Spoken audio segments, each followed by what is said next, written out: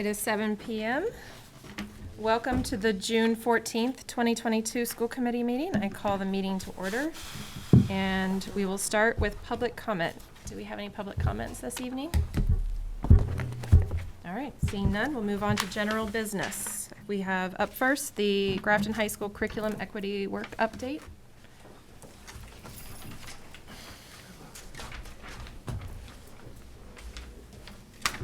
Hi, everyone. Hi. Thank you for having us. Before we start, I'm going to do some introductions. I'm not sure if you guys know Jocelyn Fassett. She is the department head of social studies. And I know you know Gab, our director of equity. So we are excited to present some of the beginning of the work that we've done this year in terms of supporting equity in the social studies department.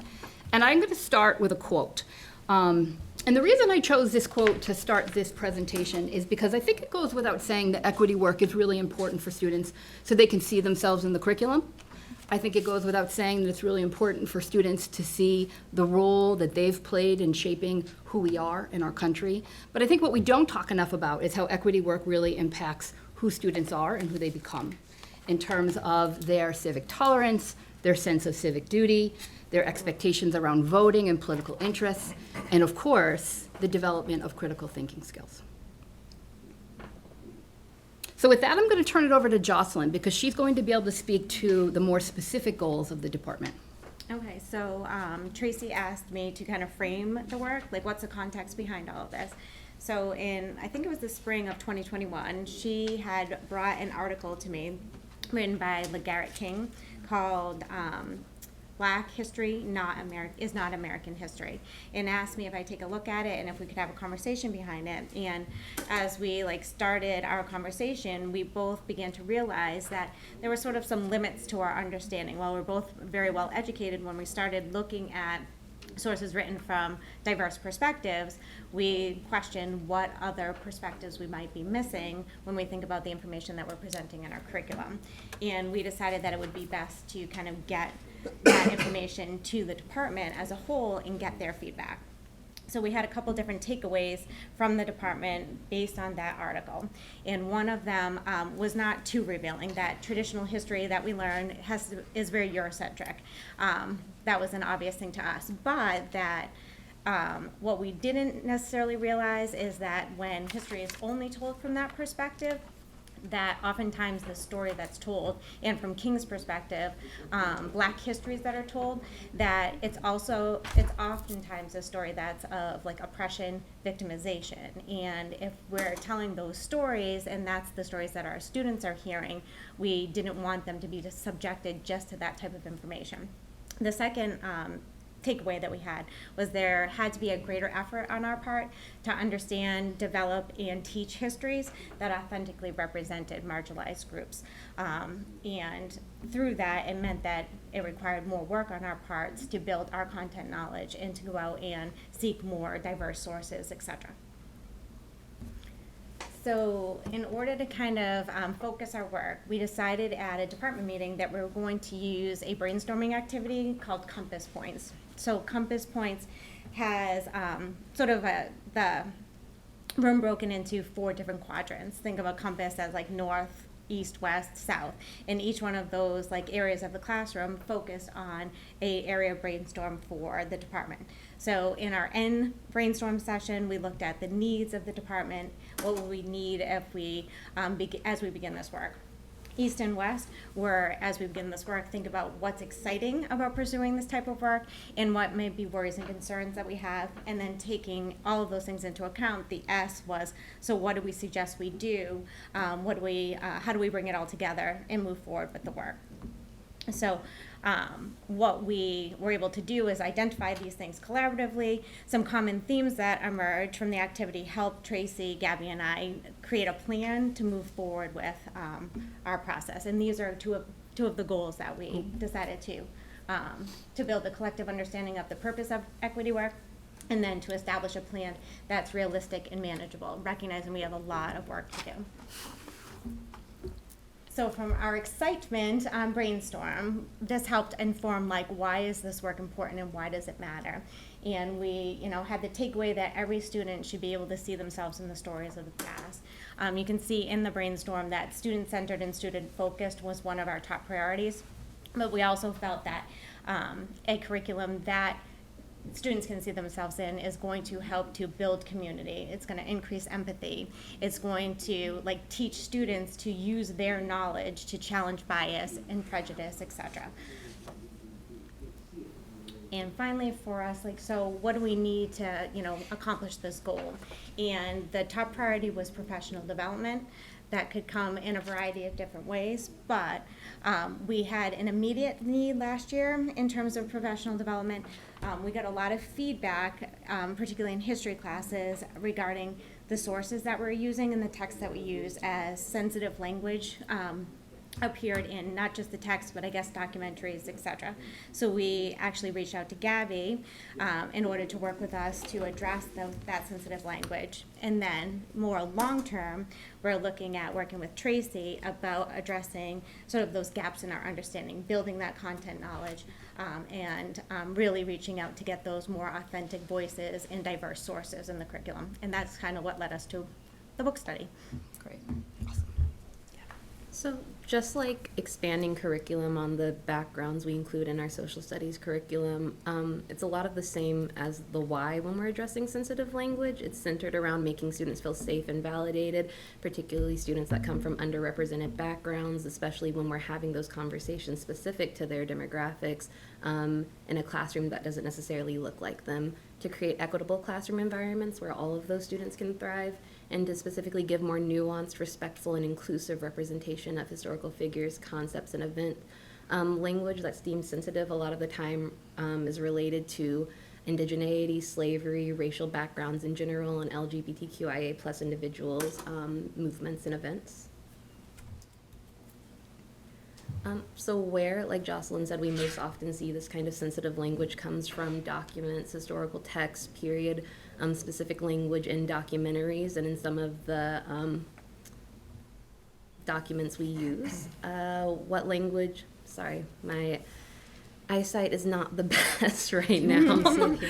The language adjustments that we did include, recognizing and sometimes entirely retiring sensitive language such as slurs, dated terms to refer to people, groups, dated terms to refer to things like gender and sexuality, particularly when it relates to transness and non-binary genders.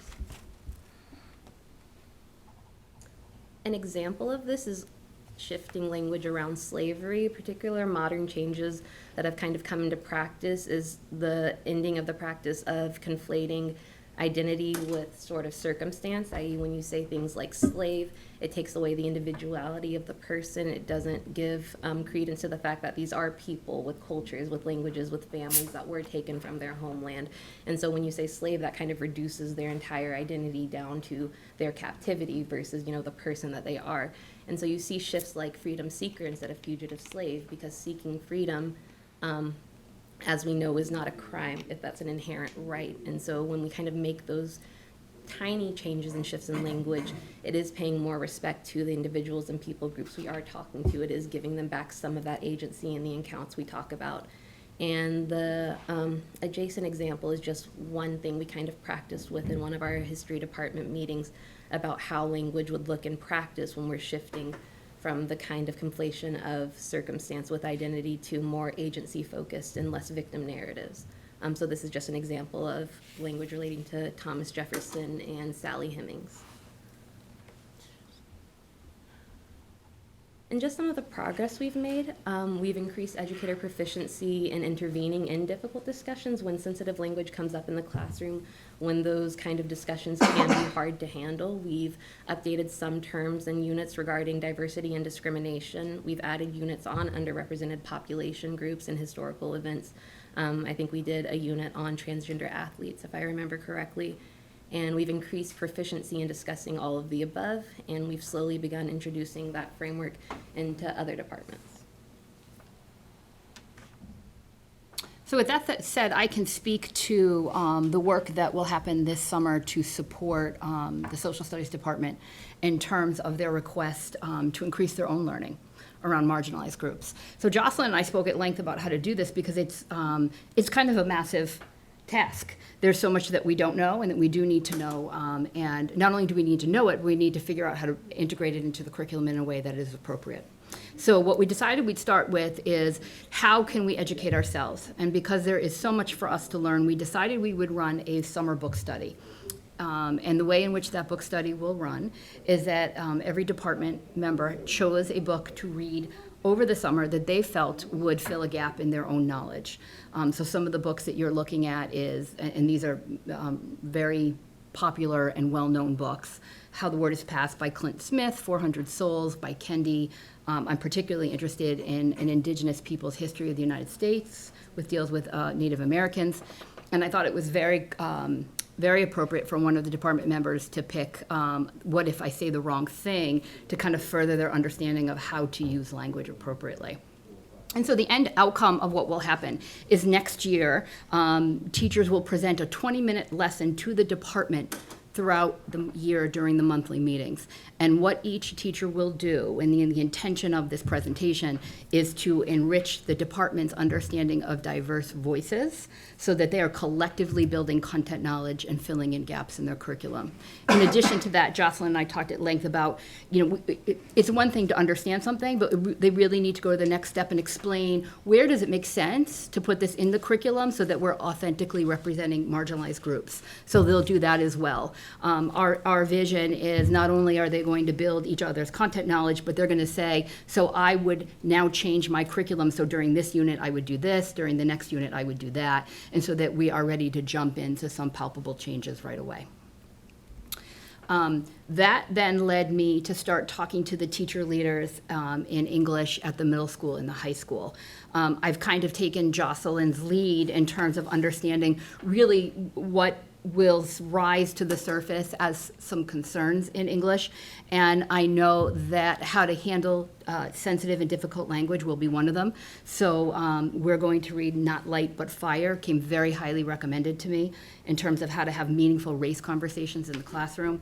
And then we are also going to read Letting Go of Literary Whiteness. And it talks about kind of how do we infuse these different narratives in the English classroom so that they are companions to the canon, not replacements of it, but they actually add to our full understanding.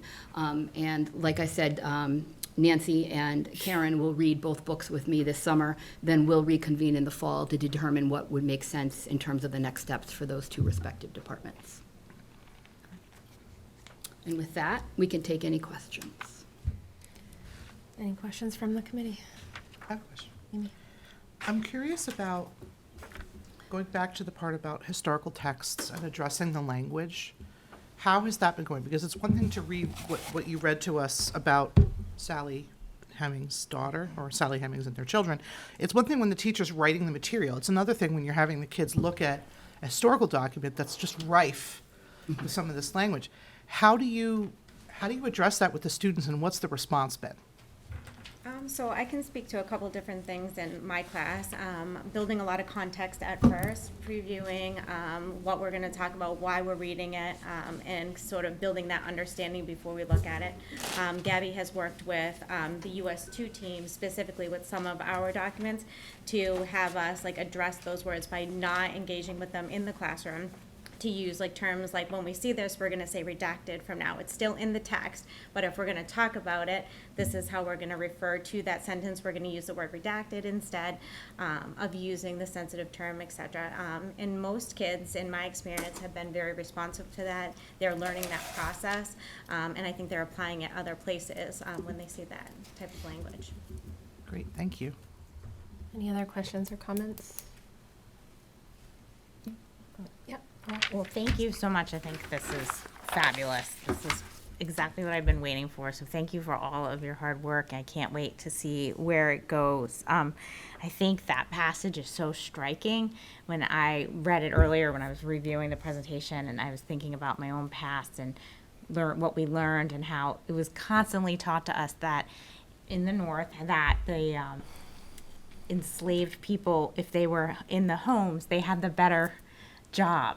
Like they would constantly, oh, and that was like something people wanted. It was like a constant thing that was taught to us, and how it's so jarring to look at it. It's a minute of I mean, obviously I've grown since then, but looking at it again today and thinking about Thomas Jefferson and how we've been taught to look or view at him. And I think it's just so important, and I'm so grateful for all of this work that we're doing. And I think that students are so much more ready for it than we maybe even give them credit, because they realize this now too, and they're moving forward. So I appreciate that. And I had a question, and now it's lost. But I just I want to thank you. I guess here it was, and it's kind of a weird question. When things come up, what are there resources that we can talk to the students or direct them to? I'm assuming yes, or things that you do after the class, because I'm thinking even looking at that revised statement made me feel angry and hurt and upset just sitting here, and I'm thinking about going into a classroom and other students maybe seeing what history is really like, how they would feel. I'm gonna answer that. Did you get that? I think I got it. I would say that we'd never have the kids leave without having that decompression type of activity at the end. Let's break it down, let's talk about it. So we wouldn't want the kids to read it and then be like, okay, now go home, or even send them home without any context to be reading it, thinking about it, and then coming back to the classroom. So we would try to definitely address it in the moment with follow-up questions, like reflection questions, sort of exit tickets out to see where kids are once we're done with those texts. And the content, sometimes it's not even a text that we're reading, it's just the content of our lesson that can be sensitive.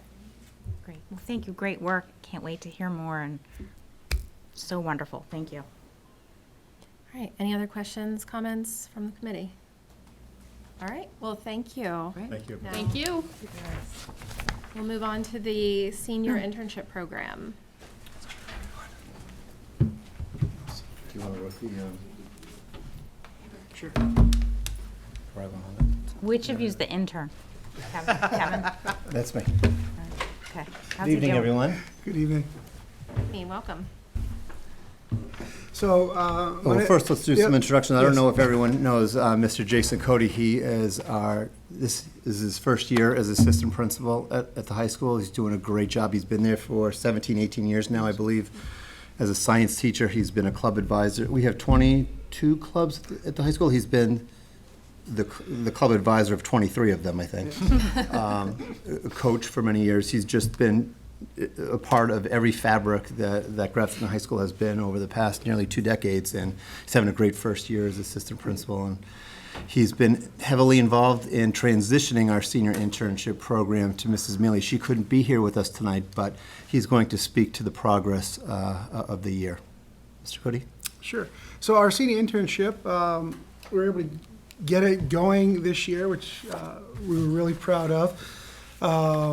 We started this 3 years ago, kind of at the front end of the pandemic. We had it rolling, ready to go, and we had to cancel because we weren't in school. Then the following year, we weren't quite sure if we were going to run it, so that was last year. We did run it with 4 students last year. This year, that number grew to 10. You see a few pictures here. So just a little background on the internship. Seniors will take their 4th quarter, 6 weeks, and do a 25-hour-a-week internship. If there are AP courses or anything like that, there's some modifications to that. We had one student that actually did that, a shortened internship based on her course load.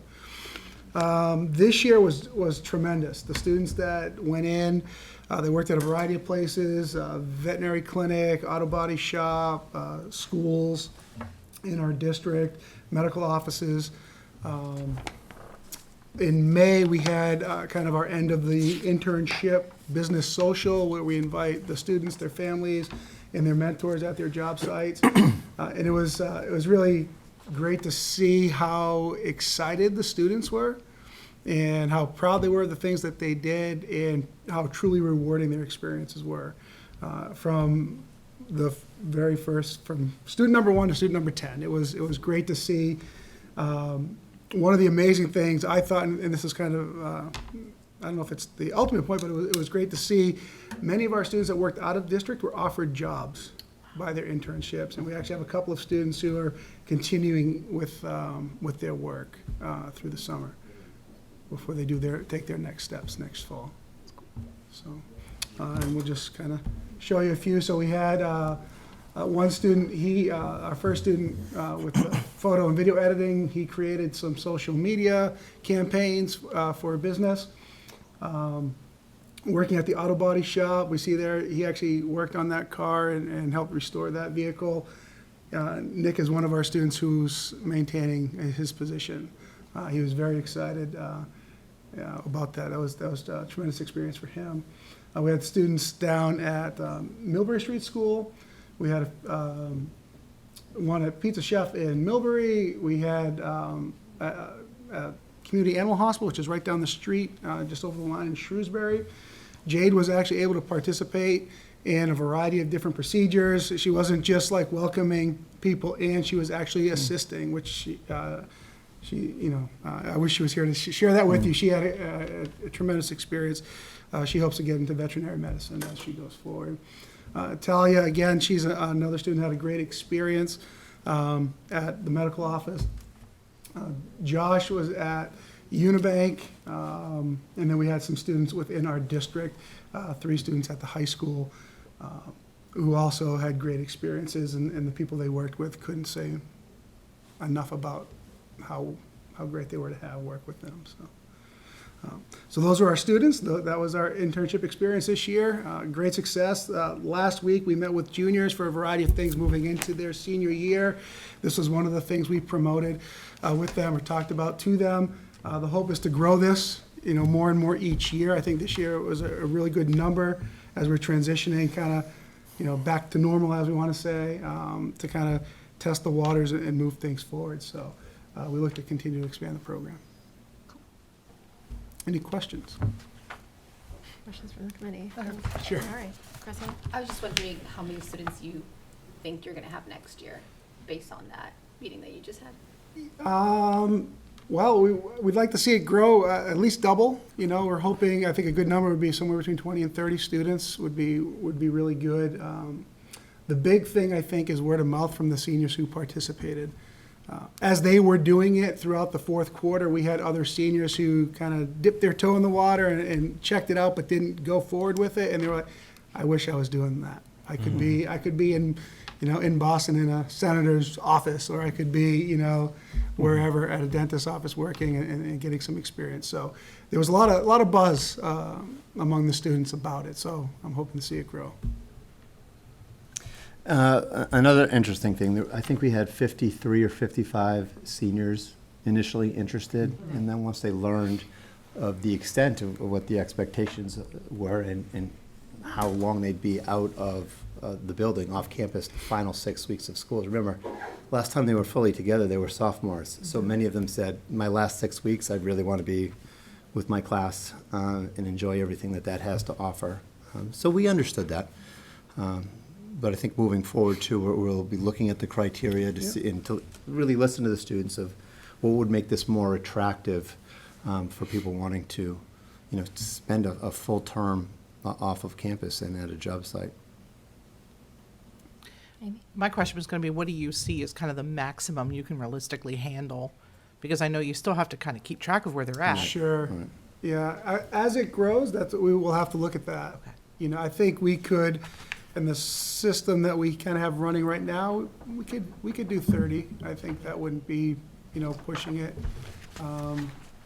Once we start to get above that, we have to look at how we have it arranged and how we're overseeing it, and things like that. So It was my observation because I know some of these students, through talking to some of them, that they had friends who couldn't do it simply because they were taking too many AP classes.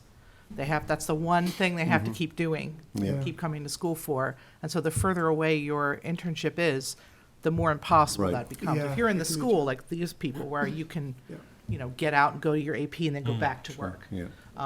So that's a challenge that, obviously they have to prepare to take that exam. right. So I don't know how we One of the things that we Love do that. have is kind of a shortened internship experience, which one of our students did take. So one AP course is probably manageable. The 25 hours reduces to 20. And then we also talk about strategically, where is your internship happening?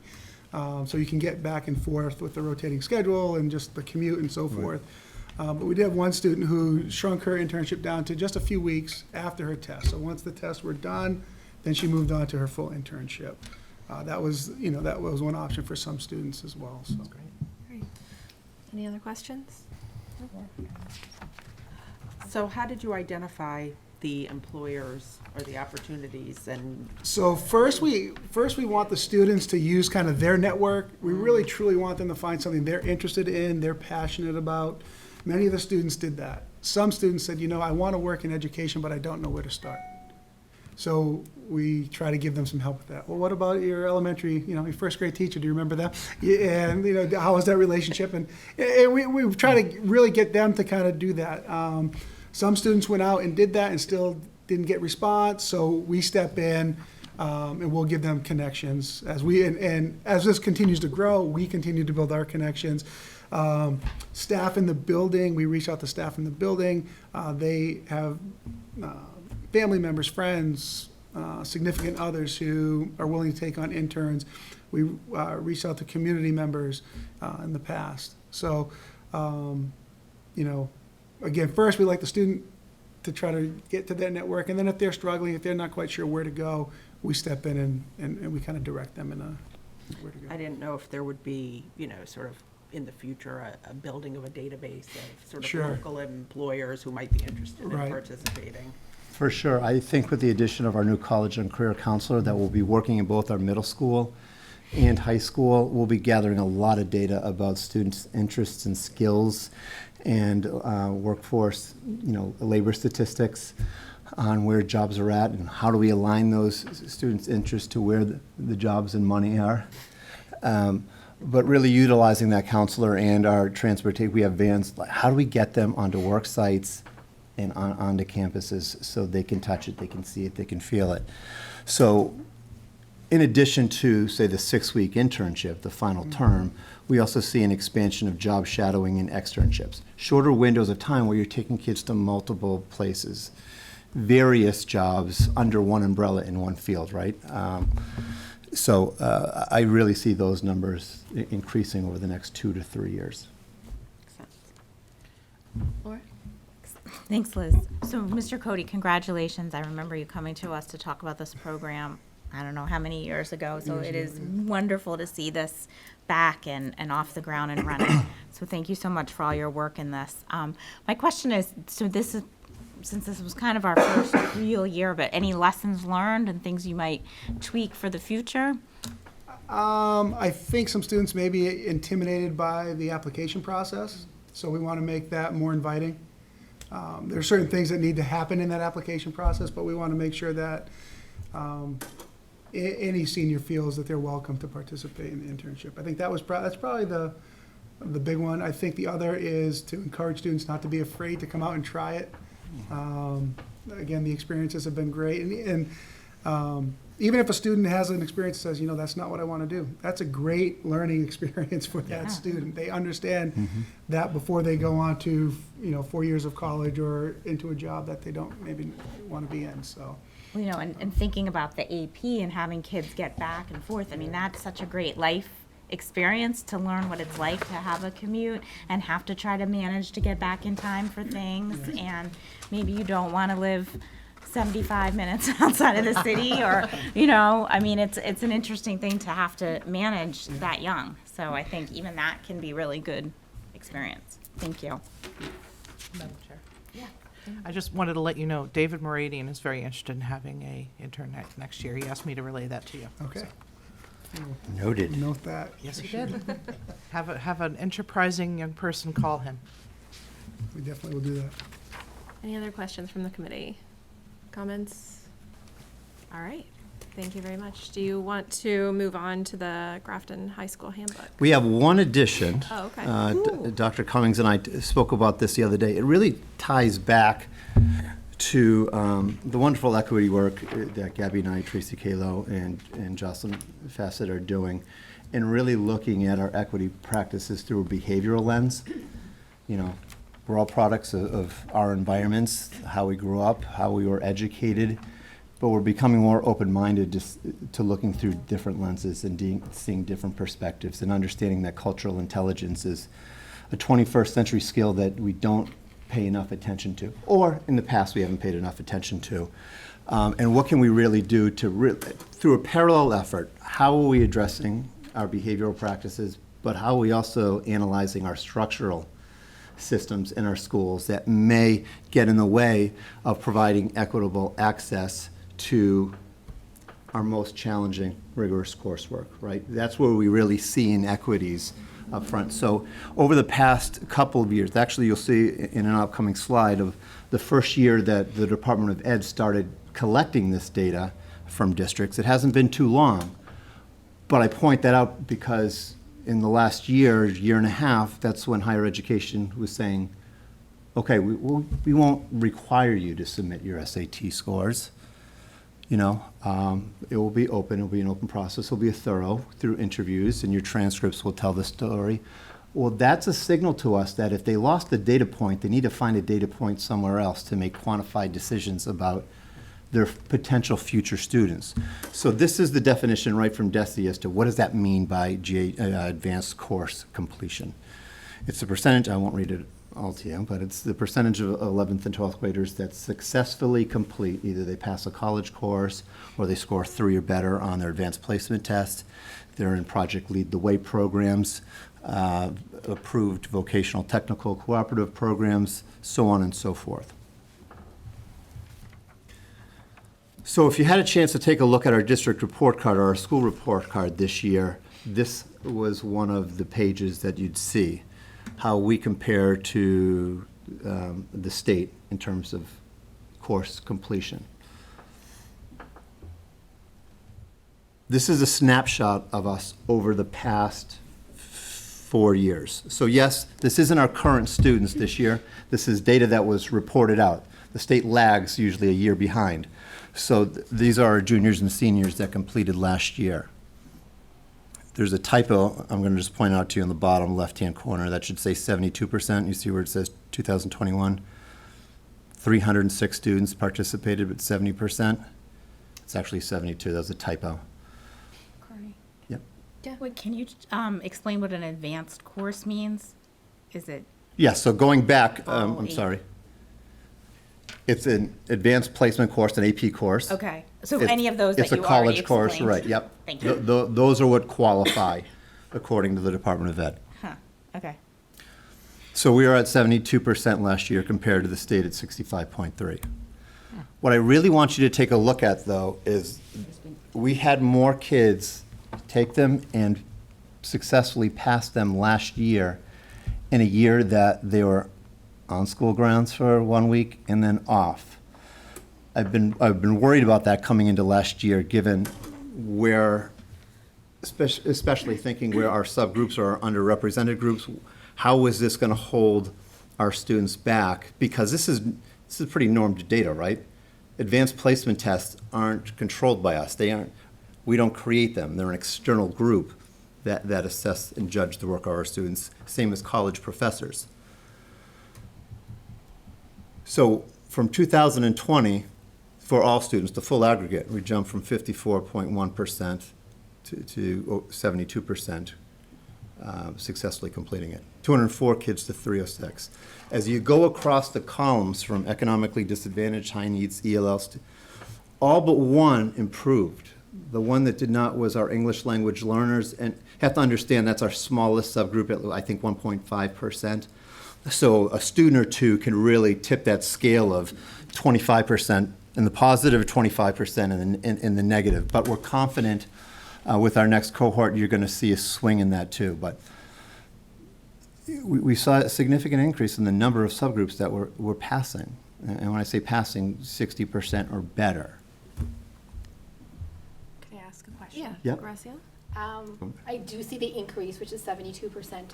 However, like to I'm point sorry. out that the highest percentage of increase is your white population. Yes, right. So what is, right now, what's the hindrance for so- students with disabilities and? I guess what I'm trying to get at, though, is before not even looking at the subgroups, so what I'm trying to say is, if historically, we're just looking at the aggregates, we're looking at the majority of students and being satisfied with that improvement, we are encouraging, recruiting students of these other populations, the underrepresented populations, to take an advanced placement course, to sign up for a college level course.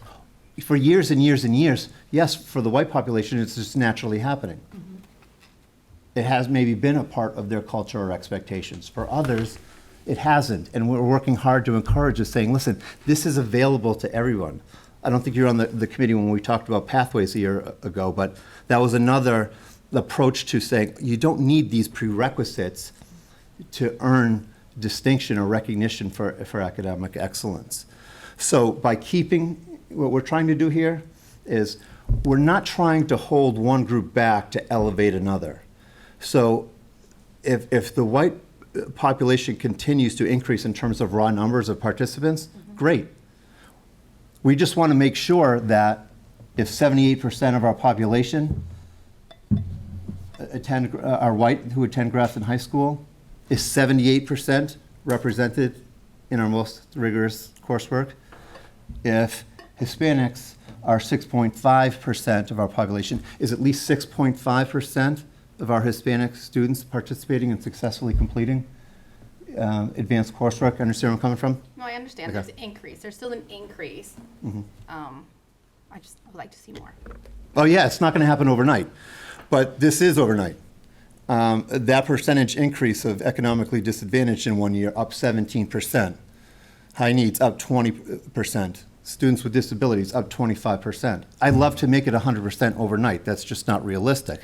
But if we keep our eyes focused on the needs of true equity, we're going to get to that, I think, equal distribution and representation. And do you have a reason for the decrease of ELLs? Like I said, It's we're just one talking, student. we may be talking about 2 or 3 students, and one, last year's group may be larger than the current group. But again, I'm going to tell you some data that's not on the screen that will give you confidence that we're going to improve. So that's good data. That's solid improvement, I think. What's more importantly is, before we started focusing on equity, we were behind the state average since they started calling and collecting this data. Last year was the first year that we were ahead of the state. Why do I think it's going to improve?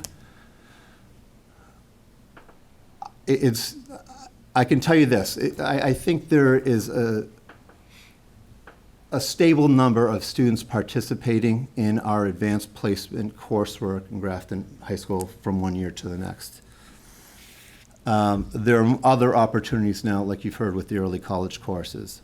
So we're seeing a lot of kids taking one of each, or 2 APs and 1 early college class, or 2 early college classes and 1 AP. But we are able to see the increase in early college based on enrollment. So that first year, there were 59 enrollments in early college. This year, it's 120. Next year, there's over 300. This summer alone, let's point out that last year, we only had 1 partner with Quinsigamond Community College. This year, we have 2. Worcester State approached us. They said, we want to teach 2 courses for you, a part of a grant. We won't even charge your kids. We're just asking to make sure that you have 40% of the cohort comes from the underrepresented groups. So that's the effort to gain traction in the area that you're interested in, and we're all interested in. So think about that in 2 years, going from, or 3 years, 0 to 59 to 120 to over 300. So I'm positive that these numbers here across the board are going to increase in terms of successful completion. Thus, improving the profile of the entire school, as well as individuals, as they pursue higher education.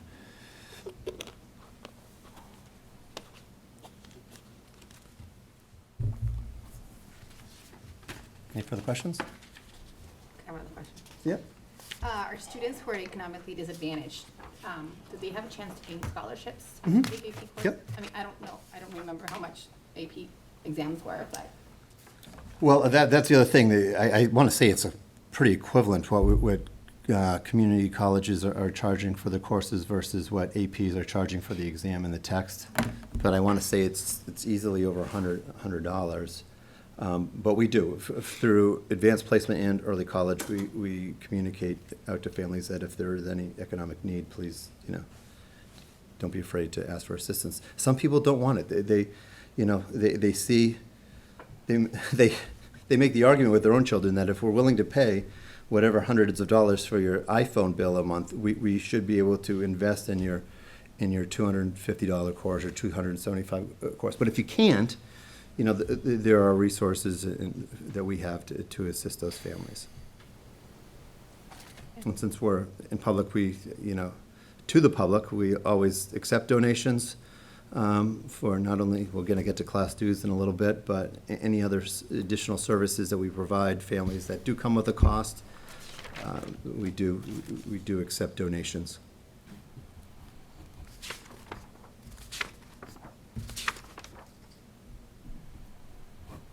Any other And- questions about this part? No? All right. And with no further questions about that, we will go.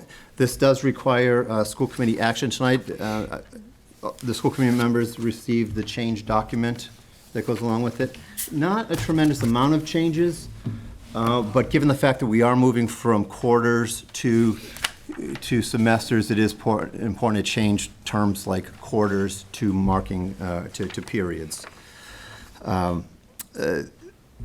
The other noticeable change is that we are adjusting physical education requirements in the sophomore year. In years past, we were requiring students to take a semester of physical education and a semester of health. That was really bogging us down in terms of enrollment in courses with, few staff as it is in that particular department. The health course counts as a physical education course for that year. So we're just lowering that physical education graduation credit requirement and just adding that additional 2.5, maintaining the overall graduation requirement of 122.5. We're just saying it's going to go from 40 credits in electives to 42.5 to keep it clean. Another noticeable change is we're trying to evolve and grow and learn with our methods of consequences when disciplinary action is necessary. We want to add an educational component to this, and Mr. Cody was very much involved with Mrs. Wolfline and Mrs. Kalon. Do you want to speak to it just for a minute? Sure. This year, we tried to add an educational component to consequences for vaping and tobacco use. We did roll that out and make it options for families if their student came into that situation. And we do, in the use of it, in the limited use of it, we did see positive results. We didn't have repeat offenders, and I'm not saying that was the grand thing there, but the way it works is students go through a program. So our traditional consequence for a first-time offense would be a 3-day out-of-school suspension. That was sort of how things went. If students decided and families decide they want to use an educational component, they would reduce the overall suspension. That suspension also would move a 1-day out and a 1-day in. During those 2 days, they would work on their educational unit. We used Catch My Breath, where students would receive a workbook, a PowerPoint. There's links to various activities, reflection activities, things of that nature, videos. They would have to submit it before they returned, had their meeting with me before they returned into classes, and we would kind of debrief and break down. A lot of positive feedback from the students that used it. They talked about goal setting, realization of what that does to their body, to their mind, and they had a more positive outlook on themselves as well, moving back into that. The other one we used for THC or cannabis was We pulled a few resources together. Tracy Kalo put together our final product, but there were resources, very similar method where students would work through a series of activities with some videos, some links. Came from, I believe it was Stanford Medical and Mass General. A lot of the resources came from there.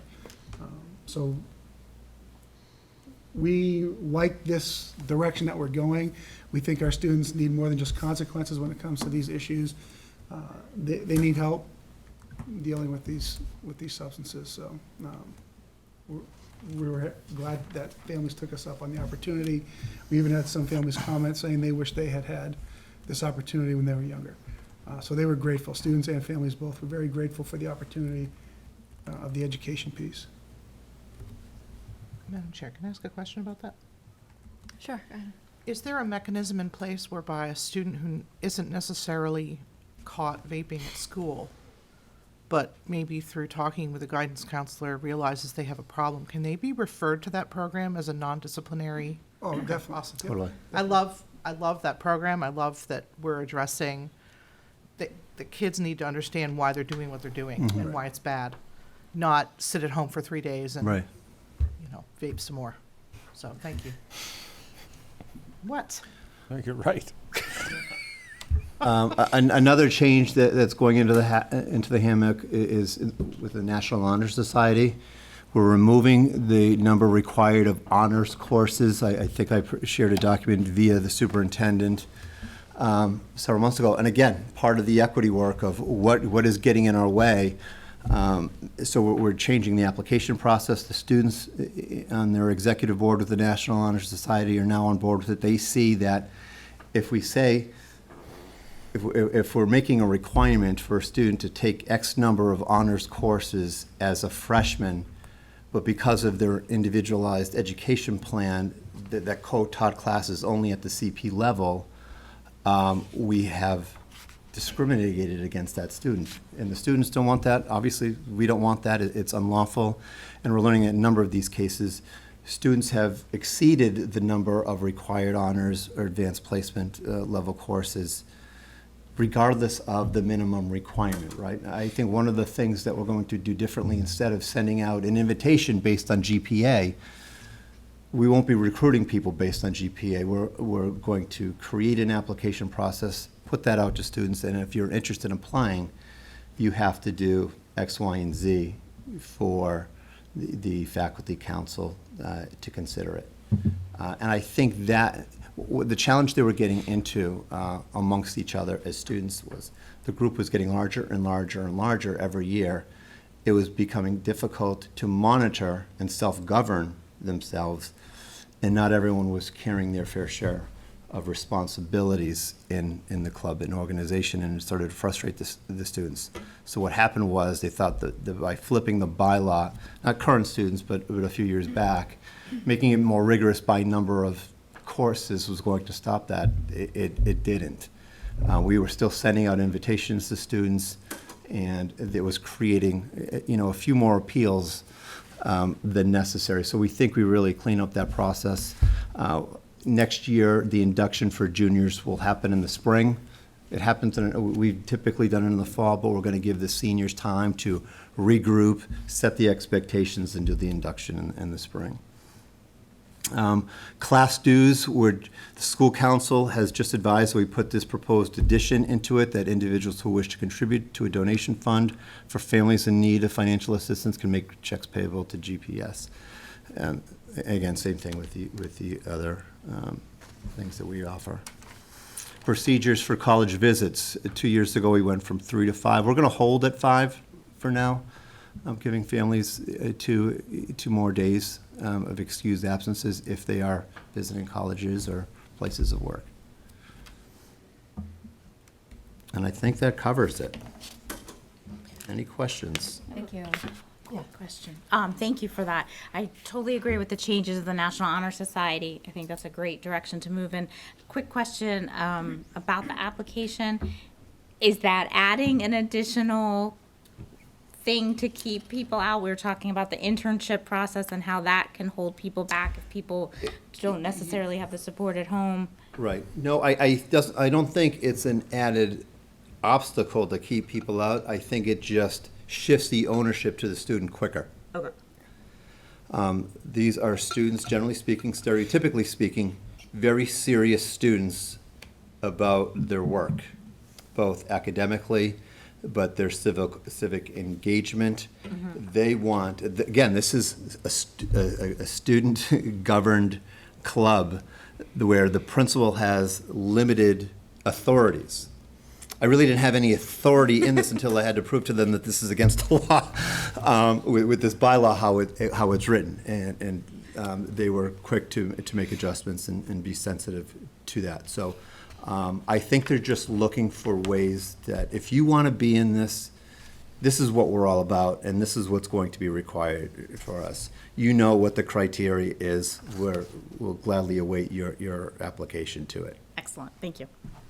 Any other questions? Amy? So I just wanted to bring up that the national average for membership in National Honor Society is a 3.5, not a 3.7. That was another change that was made a few years back. To a 3.7? That has kept several students Yeah. who would have been excellent candidates. I wonder why there's a GPA requirement at all, if we're not going to focus on GPA. I don't know if that's a National Honor Society requirement, it might be. But the fact that they give districts the power to change the requirement makes me wonder. They make the minimum GPA recommendation at 3.0 from the national constitution. But that's on a 4-point scale. We're on a 5.3 scale, so that's why you see the elevated GPA. We can certainly take that back, and it has been shared with the executive board of both the classes of 21 and 22 to consider, and it certainly can be again for the classes, for the class leadership of 2023. We are expecting this year I won't say rudderless, but they had me on the fringe, but the group really led themselves through most of the activities because they didn't have an advisor or faculty council. Next year, we are confident that both will be in place. I do appreciate, however, that the group is governing itself, because Yeah, that's, for that's sure. the Yep. intention, and I think that getting away from some of this kind of overarching teacher-led stuff has been great for the group. Right. I've loved seeing them come together and really start to understand what it is to run this group, and that's going to prepare them for life, so I appreciate that. Totally agree. Any other questions from the committee? Laura? Madam Chair, I make a motion to approve the change document for the Grafton High School Student Parent Guardian Handbook for the school year 2022 to 2023. Second. Motion made and seconded. Any further discussion? I do have one, I guess, comment, a question. I guess I have a different view of the GPA. I do think that's an important part, and I understand your explanation of us being on a 5-point scale versus versus 4, and how that compares to other districts who are using the maybe the 3.5 standard. So I appreciate that as part of it. And I had a question about, I just wondered if you could explain the invitation bit and how, will students is it just open to anyone to apply? Are they not getting a formal invitation because of just their GPA? Right. Or how will they, for those students, I'm thinking of those students who maybe don't, have that, I don't know, confidence in themselves or something to say, oh, I think I could be on National Honor Right. Society. Well, I think what we'll do is we will certainly communicate to the students that the application window for the National Honor Society is open. We will send them the link of once the website is created. If I remember, and I will remember, I'll send the link to NIPMOC's National Honor Society page in Mendon Upton. They do it great. It's very easy to follow. It's step by step, so students can understand what the criteria is, what the deadlines are. So we'll make it easy for people to navigate and remind them of when their information is due. But I think the group, and again, when I say the group, I think the students are feeling more strongly that you have to want to do this. You shouldn't receive an invitation based solely on GPA when there are other pillars that we have to really think about that make up the culture of National Honor Society for the Grafton chapter. And they really want students to, to think long and hard about that before they submit. Okay, and the timing for, that doesn't affect any, it's too early to affect any applications or anything for juniors, right? If we're moving it from fall to spring. Applications for I don't know, I'm still, I for don't resumes, know. you mean? For Yeah, colleges? when college, that's way too No. early to affect any There of that, are a right? number of high schools out there that do the induction in the spring Okay, instead of the fall. okay, thank you. Any other discussion items? I guess I have one more question about the application. And I think, I know we're spending way too much time on NHS, but since we're here, so we're reviewing the application and then the data is like a pillar of, what was one of the pillar of society or something like that? Was there a pillar or making that up? No, there are pillars, So, character, leadership, I guess, is there a service. rubric? Like who's deciding who is good Faculty character or council will. not? So the faculty council, with the assistance of the advisor, will review the applications. Recommendations are a part of this too. So Yeah. educators are recommending students for, and then if the students meet the criteria, they should be, Right. they And should is the gain criteria minutes. clearly defined? It will be. All right. I'll look forward to that. Thank you. So take a look at NIPMUC's page. Yeah, I That's will. how they do it. They don't send out invitations. Yeah, no, I like all this. I'm just trying to think, like, you said it was student run. Is it then a bunch of students sitting around and being like, oh, Laura Often, her character is a little, or?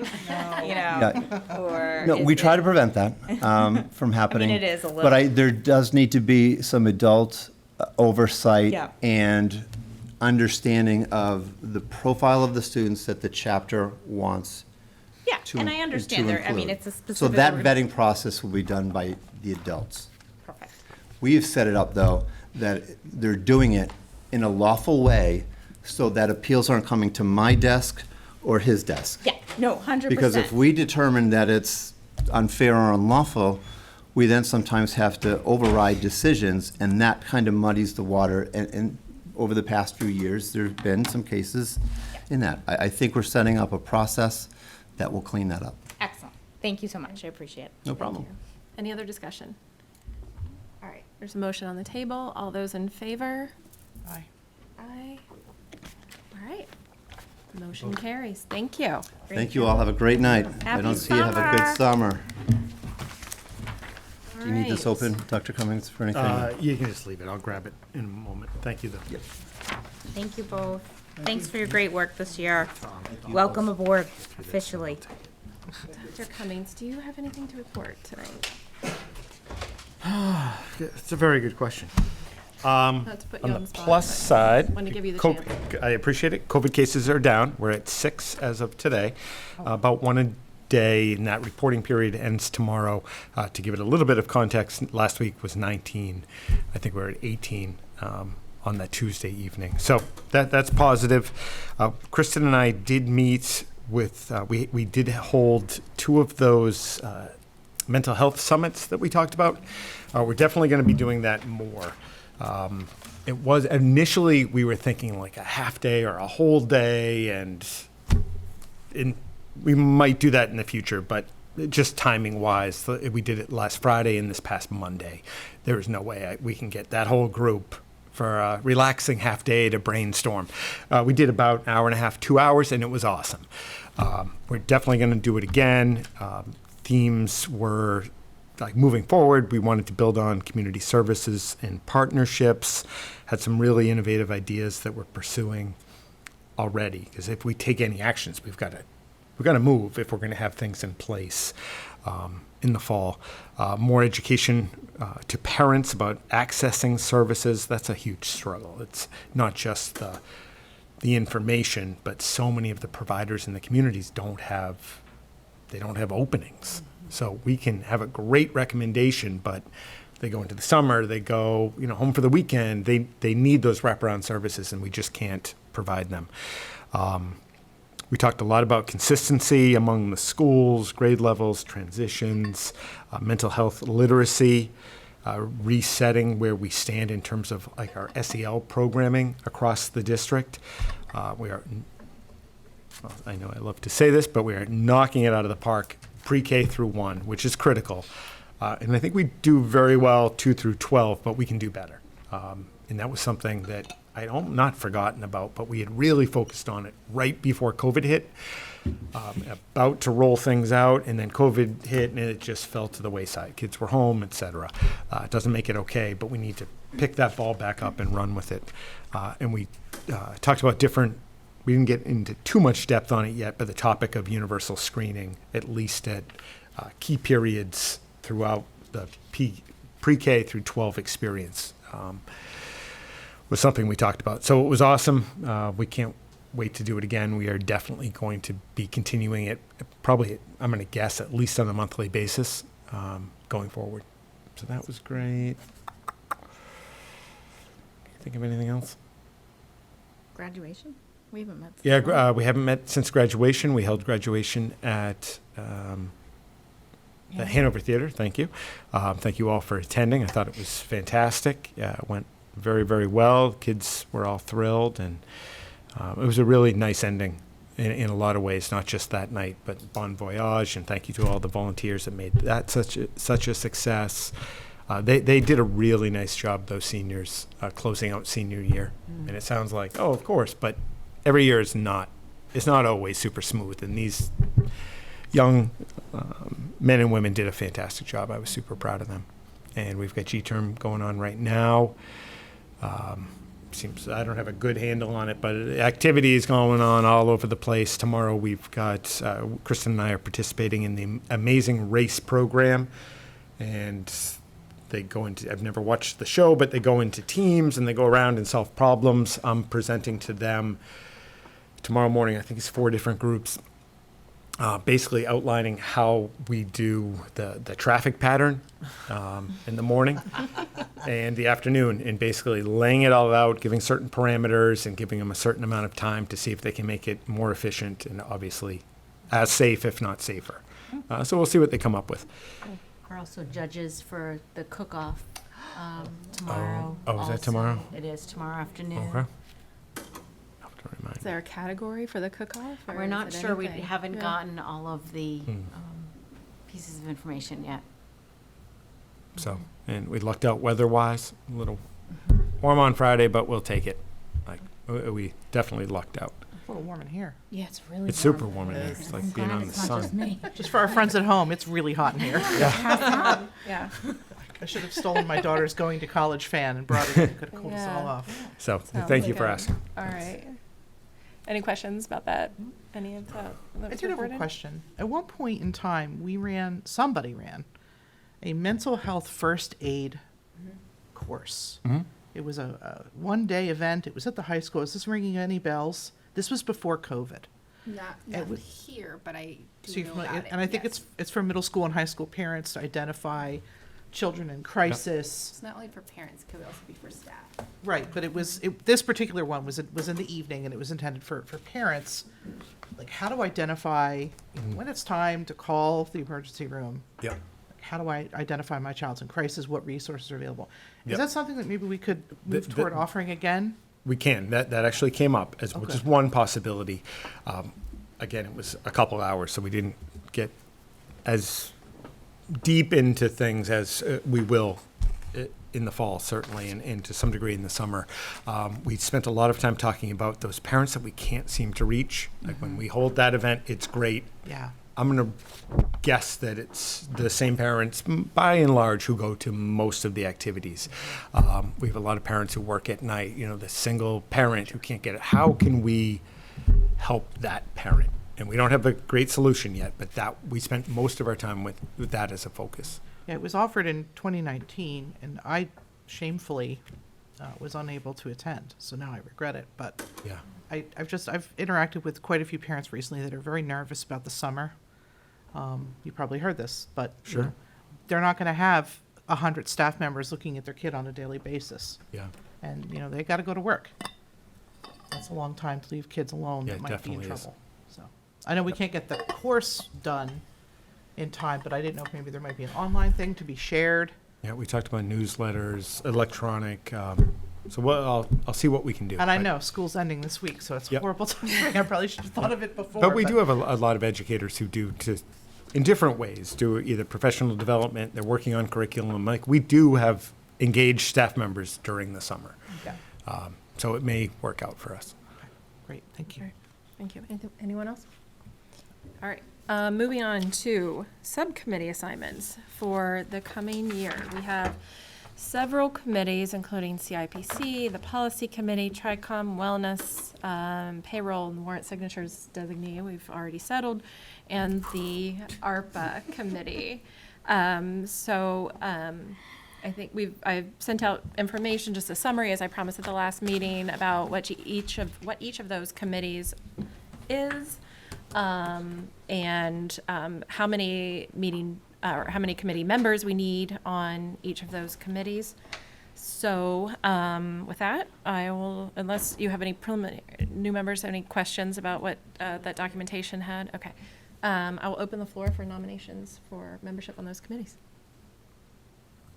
I would just like to state that of everything on this list, I would really like to stay on CIPC for Just about to consistency. nominate you. Oh, well, I'll shut up then. Would you like to do that, Laura? Yeah, I would like to nominate Amy Marr to be on CIPC. You're an excellent representative, and thanks for all your hard work. It's been, I have to say, the best changes I've seen on this committee have been since we've appointed you. I kind of fell into it. It's my jam now, and I'm I going kind to of. give you the credit, though, Amy. Awesome, thank you. You accept? Are we accepting? I accept, yes. We need a second. All right. So we have a nomination and acceptance. All those in favor? Aye. All right, it's unanimous. Excellent. Congratulations, you're Thank back. you for your faith in me. Good job. It's very fun. So All if right. we're I would like to stay on policy, and I hate to, if somebody really wants it, Liz and I have finally got into a really good groove. We work really well together, and I think we've done some great work, and I'd love to see us continue it. But I also know I've been on it for a long time, but I think we're good at it together. Yeah. And Liz, I didn't mean to nominate you as No. well, because I know you're busy. So. Well, I am interested. Laura and we started working on this, gosh, was it just a year ago or 2 years ago? When did you join? I think 2 it was years. 2 years ago. So we recognized that there were like 270 policies that we needed to get through. I think we reviewed a lot of them, and I think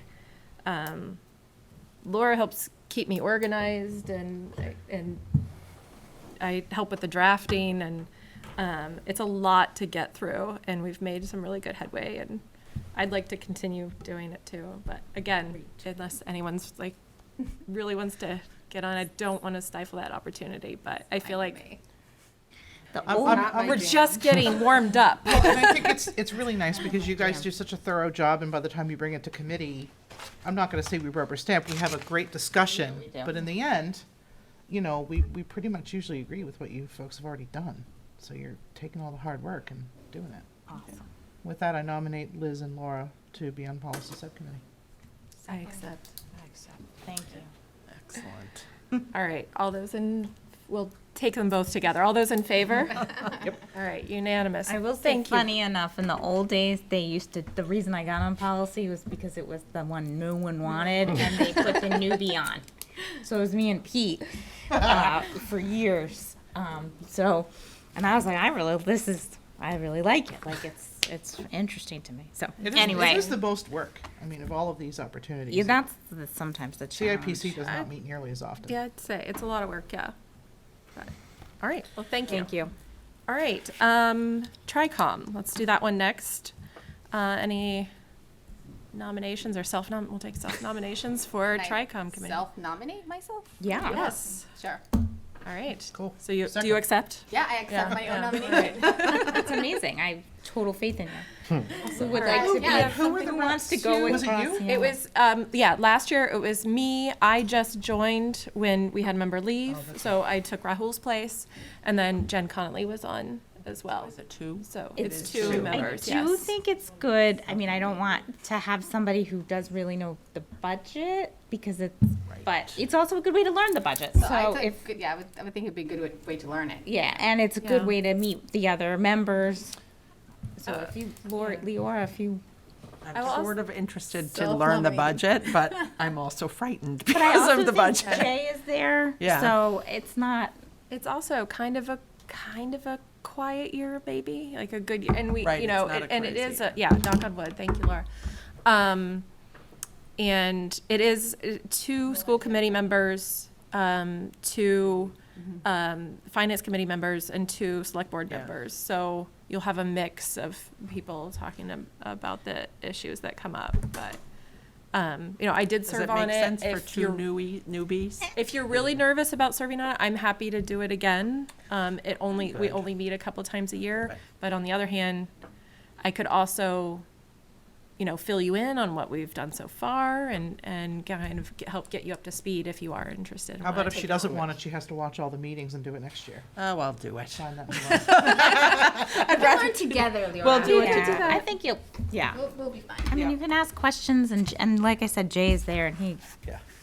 I'm in. She'll save us. Jay's back. Okay, so you nominate yourself? I do. Okay, you accept? I do accept. All right. So all those in favor of Graciela and Leora for. Do we Can I all be vote? on? Yeah, you can vote for yourself. Absolutely. If We you need can a nominate friend. yourself, you can vote for yourself. yeah. For, You should bullet for the vote for TRICOM yourself. committee meeting representatives. I think we voted. I didn't hold up Oh, my I hand. did. Everybody, all of us do it again. All right. All right. All right, it's Congratulations. unanimous. Thank you.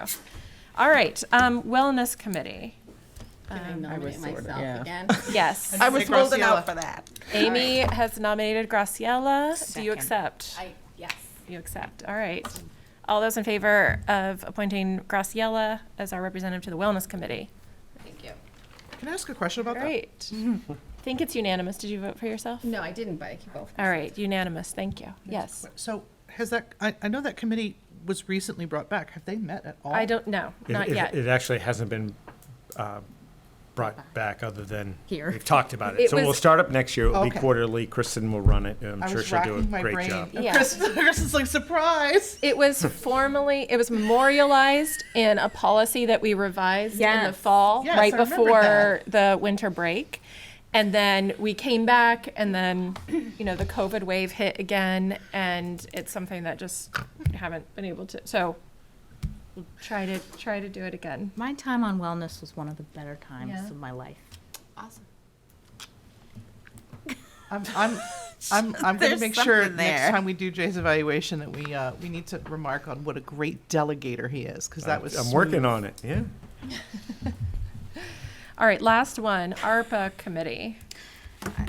I'm we have gonna any- nominate myself. I'm chair now, so it'd be a little, Oh, you are? a Congratulations. little weird. But I mean, also, they'd probably be so glad to be rid of me. But I think we're gonna be wrapping that up sooner or later, so I might as well. It is a short-term Yeah. committee and Laura has been on it thus far and. She's done an so- excellent job. Done an excellent job. thank you. Very good for our school. We've got great results so far, so. I almost feel bad like saying we need more things for the schools because we took such But a we big do. chunk, but we needed it. But we do. We've Yeah. needed that No, for a long that's what the time. money is for. Yeah. That's right. And I'll give a mini report later, but I don't feel bad at all. yeah, no. We need it. All right, so you accept your nomination? Yeah. All right, all those in favor of appointing Laura to the ARPA committee? Thank All you. right, done. Okay. Yes. A little what? Just a little guilty. I Oh, wouldn't say like I okay. have like a huge guilt complex. but Okay, just well, a that's little. good. I'm glad. Oh, yeah. Okay. All right. We don't have any student representative reports tonight. Next on the agenda is the Student Advisory Council. This is put on the agenda for discussion tonight.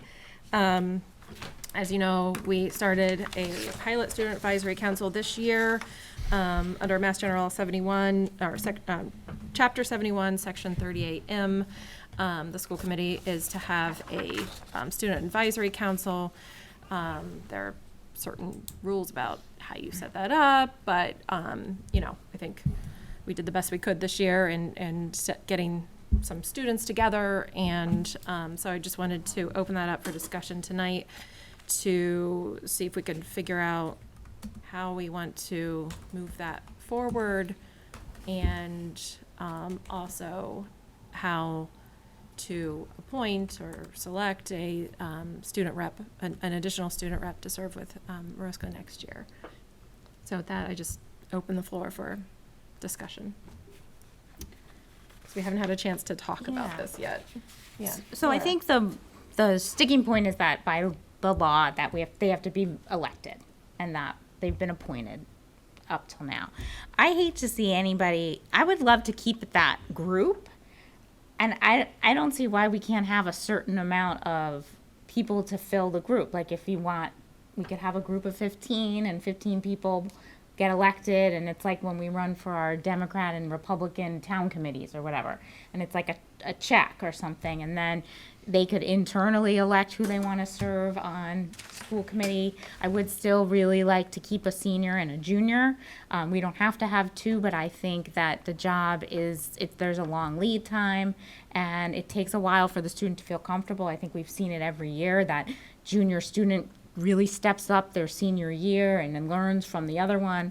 So I'd like to see that. And I think I don't really care how it happens, but my concern is I don't want to make this like a popularity contest at the school, and I don't want to keep anybody from doing student like advisor. I'd like as many different people as possible. I mean, I think we've right now attracted a certain type of student. A lot of them said, this will look good on college. I'm very, I'd love to see more and maybe make it, that doesn't have to be the every other week commitment on a Tuesday night, because that's a challenge for a lot of people.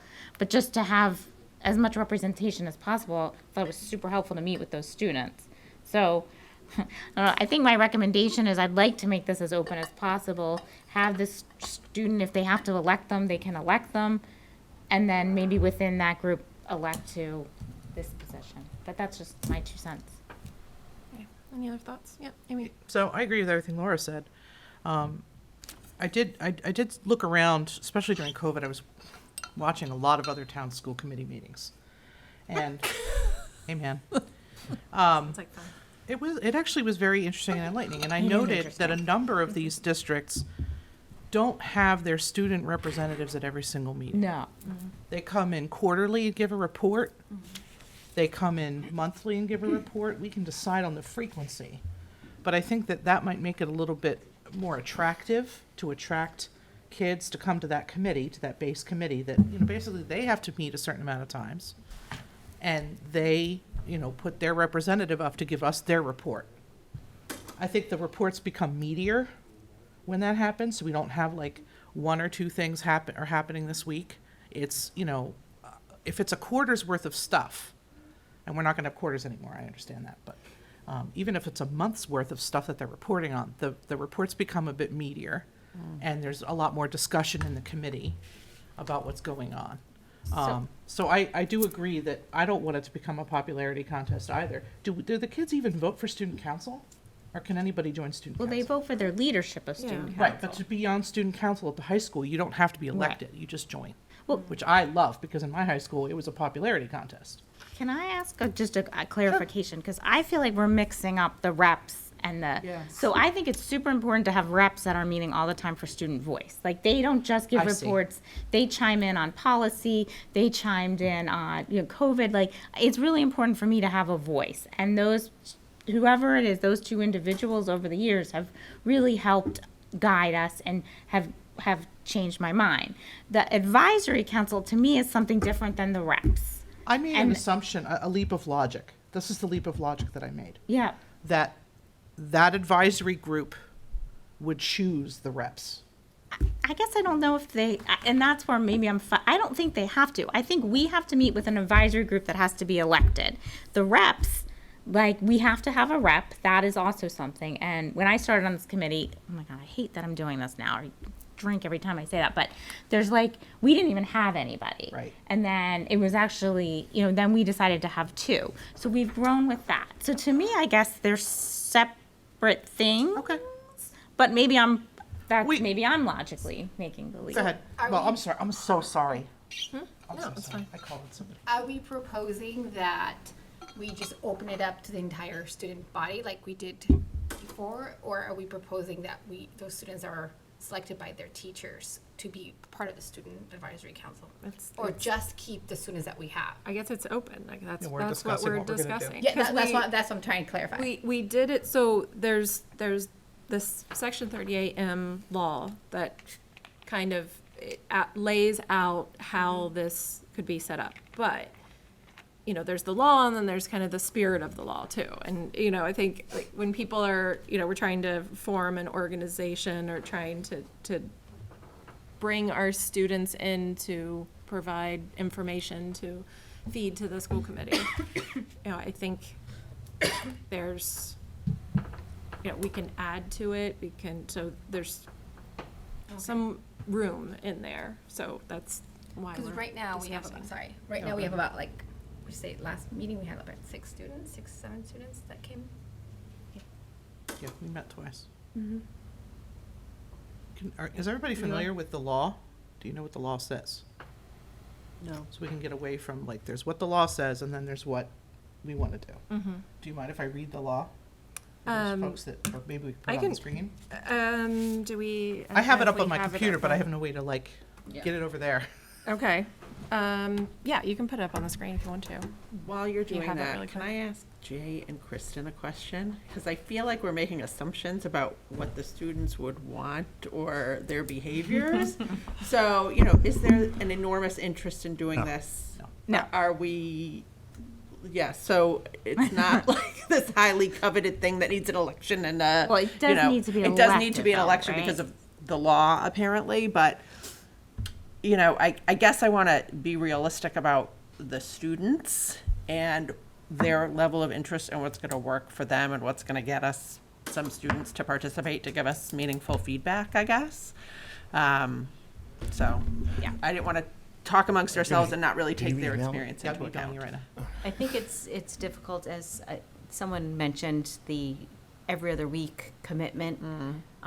Although the committee does a nice job of dismissing the students when it gets to be late, especially that junior year is a really tough year for high school students. I mean, 17 meetings, well, I think we do a good job. I think we can do better with cutting the kids early, 9. We kind of shifted to 8:30. If we said you're here till whatever, make up an 8 o'clock, and that's the commitment, I mean, we were able to get a pretty good response for the advisory. Yeah. But that was also based on, there are 2 meetings, they will each last 90 minutes. And they had pizza. 17 meetings is a lot. And, Yeah. and We'll we feed fed you. them, but they've got to get rides. Not all the seniors have to get a ride, but, Yeah. you know, They're a busy. mom or dad has to, yeah. So I guess we It's a could lot. rethink our rep then. So maybe what I said, we could, I mean, I really like it, but if it's not about me, we could go to having, or we can also look at the agenda and think of topics that, hey, it would be really great if we could have the student rep here versus kind of like what we do for anything, like, oh, it'd be great if we could get, you know, Mr. Carney here. So maybe it's rethinking it a little bit then. You could also alternate if you have 2 and Yeah, they you can do that switch too. off. So you've always got somebody, but it's not, Yeah. you know, they've got projects and sports and everything else. Yeah, yeah. That's a good idea. Yeah, I like that. Yeah. Can you make So it this, bigger? Oh, you can. I'm working on it. so I guess I'll I'll paraphrase this as best. I'll read the important parts, if that makes sense. So basically, what this says is that the school committee shall meet once every other month. Wait a minute. With- We only have to meet once every month. Oh, No, no, not comma. done. Not done. With, once every other month with a student advisory committee to consist of 5 members to be composed of students elected by the student body of the high school.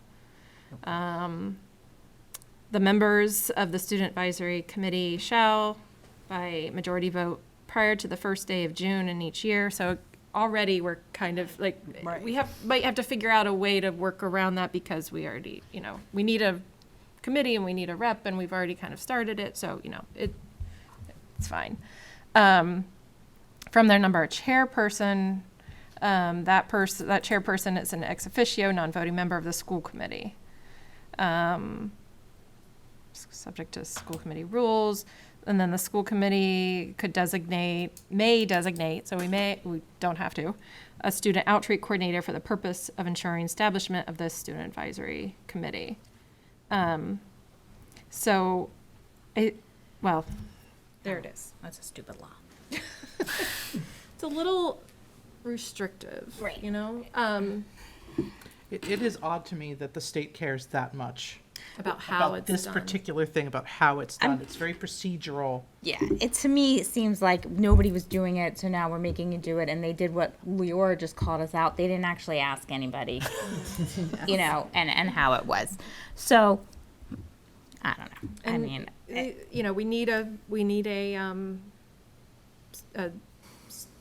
I like having a junior and a senior student rep as well. I think it's nice to have someone kind of sitting there watching what the senior's doing and, you know, getting used to it, and then have someone move up the next year. And, you know, if we, you know, want to move forward with that, that's maybe one thing, and then, but this is where we are with, this. But, you know, we also have these members who've met a couple times, and, you know, what do we do with that? You know, they've only met twice, and they've already expressed interest, and, Yeah. you know, do we say, oh, never mind, we're going to have an election and well, all it and says all is new people? to consist of 5 members to be composed of students elected. It doesn't say only 5. Yeah. At least 5 have to be elected in my Yeah. book. And then if other people want to come, I'm not turning them away. that's a It's good an open idea. meeting, right? I mean, technically anybody could come if we're all meeting. So I would say we have to have at least 5 people elected, because that's the law. And then if 6 or 7 want to come, I'll serve them the pizza. Like, that's ridiculous. I'm never going to not turn away a student who wants to offer feedback That's in an any kind of excellent way. idea. I can get around the law. That's why I wasn't on NHS. Well, then you're- Questionable character. Then you're not excluding anyone. Yes. So if people want to join, Right. but if people, you know, But the when the reps students have you know, someone that they might want to, And then I guess the Designate- reps are have separate. The reps are a different thing, right? well, then the reps is a second question. The reps So the reps is sort of mentioned in the paragraph too. kind of. A chair, but yeah, it's just a member. Who has So to you could- report on what the advisory group said, which to me is different than somebody who sits here It could be and different. participates when I have a policy about dress code and they say, your policy about dress code is not great, Mrs. Often, you know? That to me is different, Yeah. you know? Yeah. I guess. Yeah, no. Is this something that we would create? We Really do not currently have a policy in our policies that I could find. No. Is this something that we need to codify then, so we're not back here? We could. I think it Once might be we helpful settle. to clarify the rules Yeah. once we settle for the Yeah. year. And I know it's always gonna change, but once we settle on it, It should be in our policy when we talk about the roles of the committee. Yeah. well, that's true. We could add in how that the student So I guess members that's how are- I see it, but like I said, I've just always seen them separately. Now that we can work with the reps and make it more accessible for them, and however, you know, it's up Yeah. to us how we want to do that, and that's fine to me. So I just think they're separate. right now they've been appointed, right? Yes. Yeah, right. And I think They meet with, my understanding is they meet with Mr. Carney and they meet with you. Right, we basically beat the bushes for anybody who might be basically willing and able to do it. And I think we're pretty good at it, and Yeah. they jump in, and it's worked. I'm glad we've had them. I think we I could wanna probably change- yeah. I make think some we've had improvements. amazing, yes, I think we can make improvements, and I think we've had amazing students over the years. Like, Oh, yeah, yeah. And they've gone on, like, I've connected, I mean, they're doing great things. Oh, yeah, yeah. So it was a good part of their lives. And it's a certain type of person that wants to be on school committee. I mean, let's be clear, Right. not right. everybody can handle it. Well, it's also great for students who are interested in political science. Right. Maybe you've tried it that way before, tried to go down that Tyler road. is all about Well, yeah, but Tyler in Tyler- particular jumps yeah. out. He might be the one person who ever It's also maybe says- reached out about actually doing it, as opposed to us badgering. We need him back. When's he also- graduate? Yeah. Who's going to run? I tried to figure out if it was going to be when I was up. No. It also says prior to the first day of June in each year, so that's, Right. yeah, that's flexible. My bad, ask Yeah. me, sorry. No, I mean, what does prior to the first day of June? You know, that's. Right. Now it's prior to the first day of that's next June. Pretty, yeah, that's pretty think- open. Yeah. Okay. Okay, I think, so any other, I feel like we have sort of a consensus, but are there any other opinions? I feel like we're looking at the student body voting for 5 members to join the Student Advisory Council. Are we for welcoming the people who Yeah. I would say were that. part of the pilot group? Yeah, But also perhaps opening it up next year as well to any other volunteers who want to be part of it. Yep. Letting them vote for their chairperson, but keeping the way that we're appointing the reps, yeah. who are different than this chairperson, but the chairperson might also, and then we're going to So, try to have these meetings with the SAC. Yeah. I agree.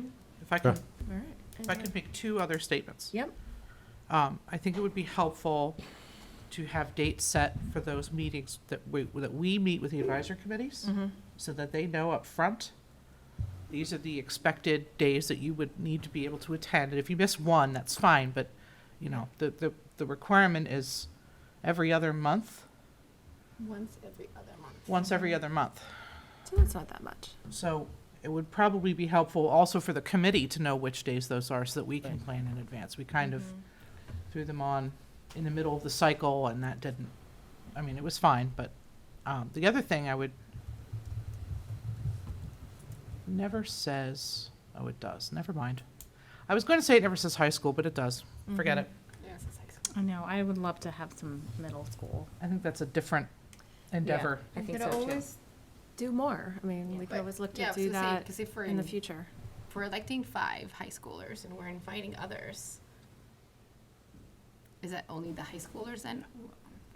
That's the idea, but yeah. I mean, we I could thought about do it because more, I had but. initially had asked for an 8th grader. And the discussions that we had in that room were very specific to the high school. And a single 8th grader is not going to relate, is not going to have the same issues. I think we know what the 8th graders' issues are, thanks to our correspondence. So I think it might be an opportunity for us to do something different with that group. Yeah. Well, I would love to see us figure out a way to meet with each of the groups. I mean, I know when I get to go in for community reading day and talk to the elementary school, it's great. And we all have our little niche depending on who's in the school. But I mean, maybe we think about it next year, just a time where we can, and I know it's difficult if you work and everything, but maybe there's a way to get at least some of us to go into the schools and to just have a sit down or meet with the student councils or whatever it is. I mean, it'd be nice to get, I mean, I always want to hear student voice, and it's hard to get it here because they're not going to come at 7 o'clock, you know, and they're honest, especially the young ones, like they're super honest, and it's not always in our privy, but it's nice to hear. So maybe we think about that, like Yeah, something to long think term, about not for next tonight. year. Yeah, put that on the agenda. Put that on the agenda. Well, So is the action now that we're referring this to policy? Well, I don't want to stall plans for next year, though. I mean, I think we can we can- document it in policy, but I think we have a plan, and then we can communicate that to Mr. Carney, and Jay, you've already heard regarding the rep, so. So you have And enough then- information to move forward Oh, with yeah. that? Okay, cool. 100%. Agreed? Love it. Okay, all right, great. All right, so that moves us into the next item, future agenda and schedule planning. So, You plan to have a fan at the thank next you. meeting? Sorry. Thank you, Jay, for putting together a draft agenda for next school year. It has our first meeting on September 13th. So we're right back into it. The only other thing, I mean, let me know if you've already seen anything you might want to change here. And the only other thing is we had brought up last week the possibility of a workshop sometime this summer. So I open the floor to that discussion as well. Any comments? Madam Chair, Yes. I had one comment, and that was that first meeting has an awful lot of stuff. And I didn't know if we wanted to see about meeting the last week of August, or if that's gonna be too rough for Jay with the start of school. The first day of school. Nope, no, I'm not letting you do it. Nope. One time, we Whatever. did it on the first day of school, and he said it was the worst time and never to do it again. And I will Okay. I don't find even that remember tape. it. I All have a right. memory like a. Withdrawn. Do we have to talk about superintendent goals so The early? first meeting, That I seems wondered about early. that. That seems very early. Can we move that till later? Do you mind? Anything you want. Awesome. I All say right. we do- yeah, I agree. I just think that first day it's tricky for us too as a Yeah. parent. There's quite a bit. Well, No, I need all those things that are there. yeah, no, I'm just looking at where to put that. What do you think? Maybe The the next? I don't think the financial overview is gonna be much, the finance report there. No. So I think you could easily put superintendent goals the into the second 27th? meeting, yeah. Any other ideas? Okay. All right. We always make changes throughout the year, so. Just laugh at me. All right. Any other thoughts?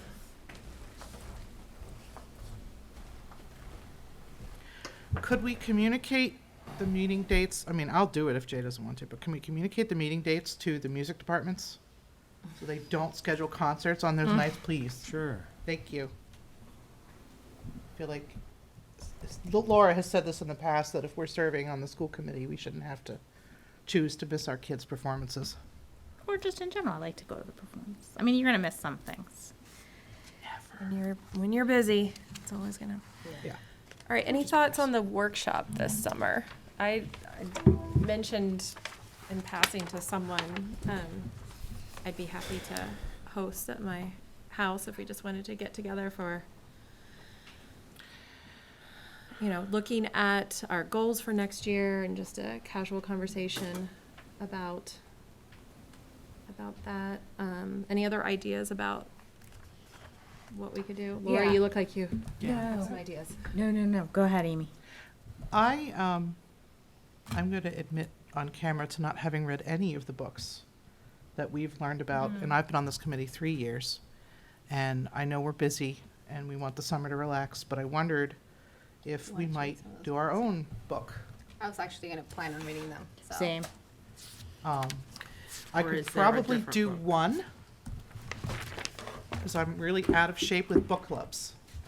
So I didn't know if maybe we wanted to, I think this is the kind of decision we could make over electronic communications. I don't think we have to publicly decide. Yeah, I just wanted to, while we're all here. just Yeah, no, thought I we'd think it would be broach great the to subject. do like a book. I was gonna have Graciela, like, recommend one. Those are good books. You know them. The one that stuck out to me was the one that was, what if I say the wrong thing? But if you're further along in your understanding of these issues, then maybe that's not the book for you, but it might be the book for me, so.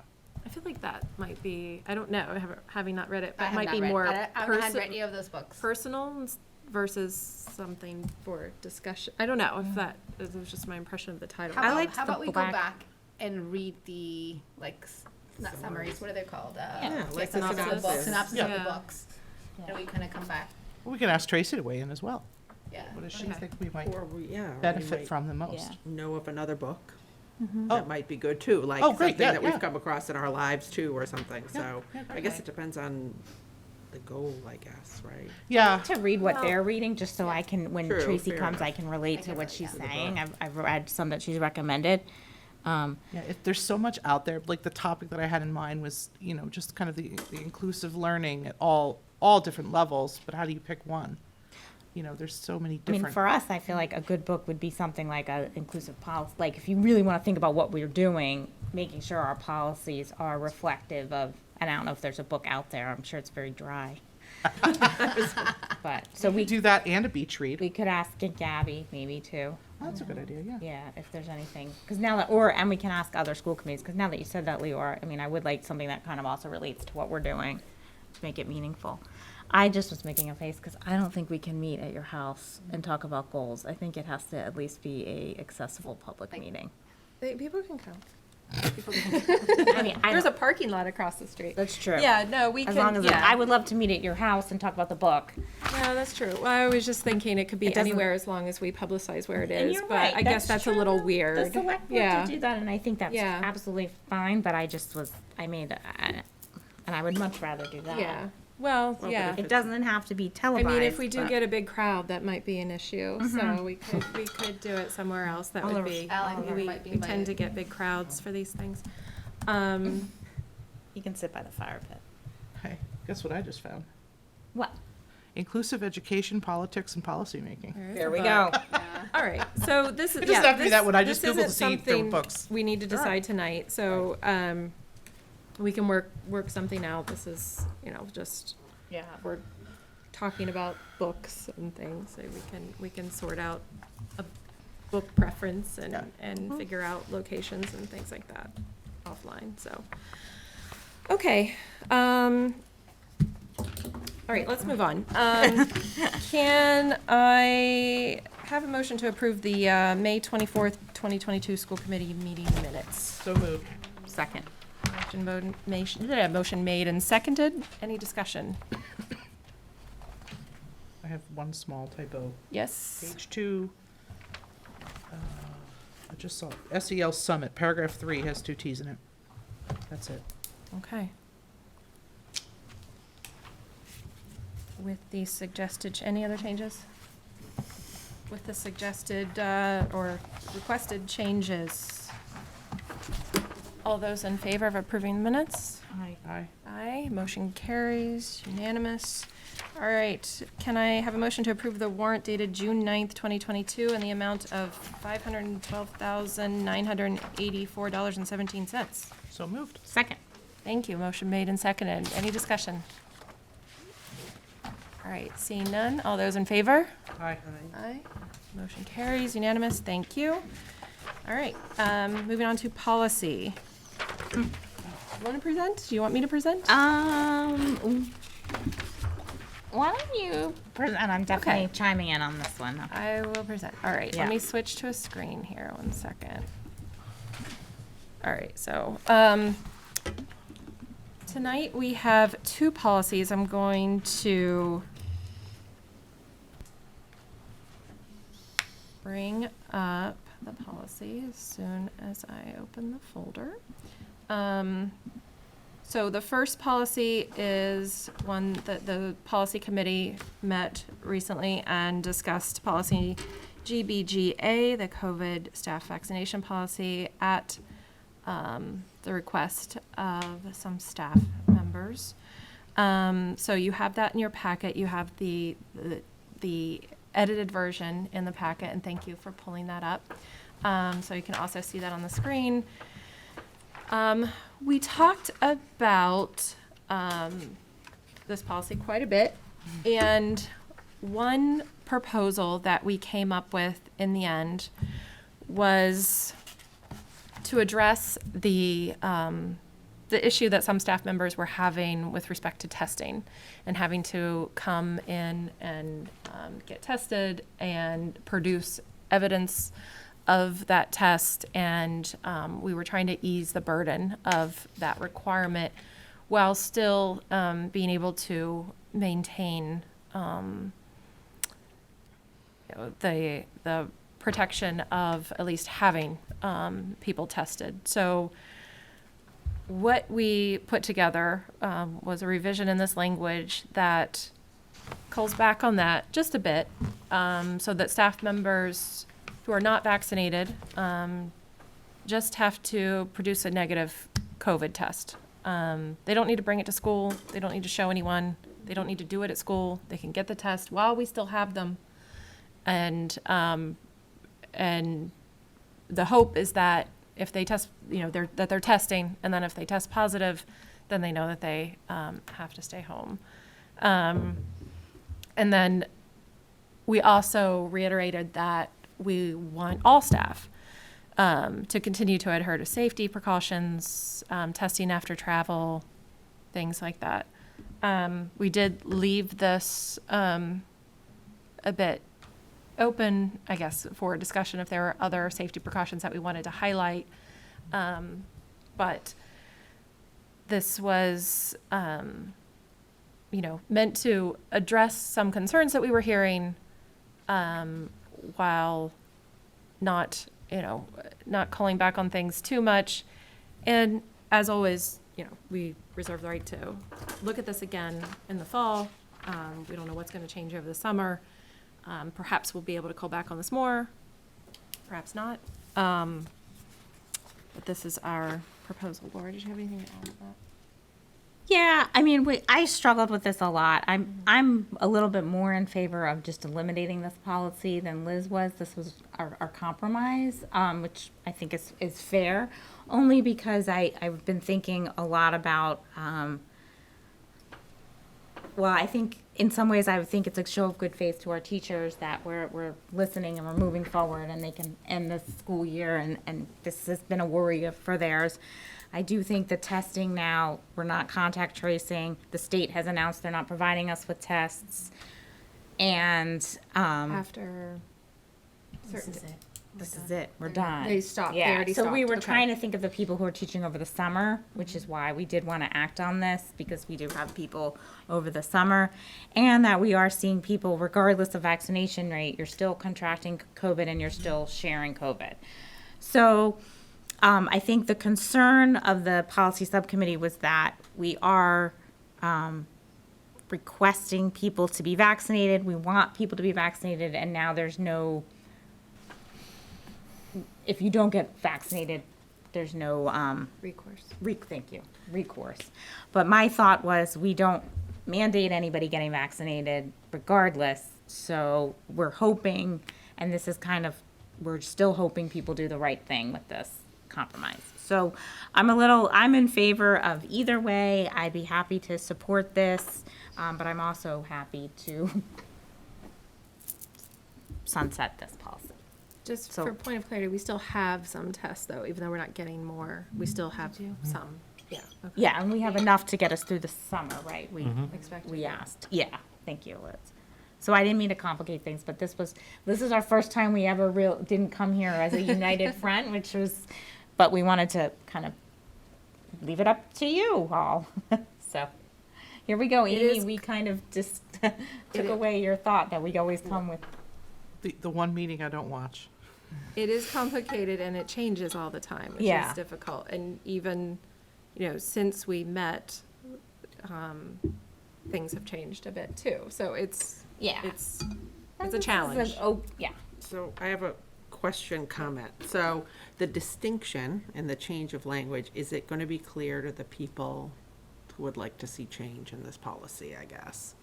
Because in the end, we're still, to me, it doesn't seem like that much of a change, but maybe I'm not reading it correctly. No, it's a subtle change. No, you're right. The change is that they're not being, there was some, what word did they, there was some concern that they were stigmatized, or they were, it was observed that they go had to down to come the and nurse. show up and Nurse. present either their negative test or get tested right there. And there's a line sometimes? No, there's not a line. Okay. But they had to show up and do that. So this is keeping it more private, where they just, you should please test. And if you're positive, stay home. That's not in this policy, but that's the expectation.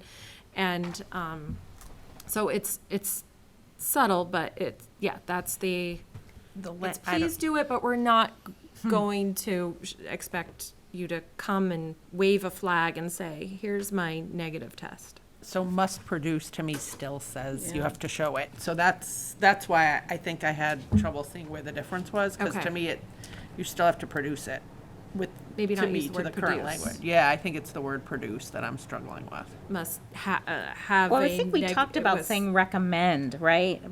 But then I think we dialed that back, because it's like I'm saying, it's showing a good faith toward them, but they also need to show a good faith toward us, that we're trying to do our best to keep people safe and healthy. So we could change it to,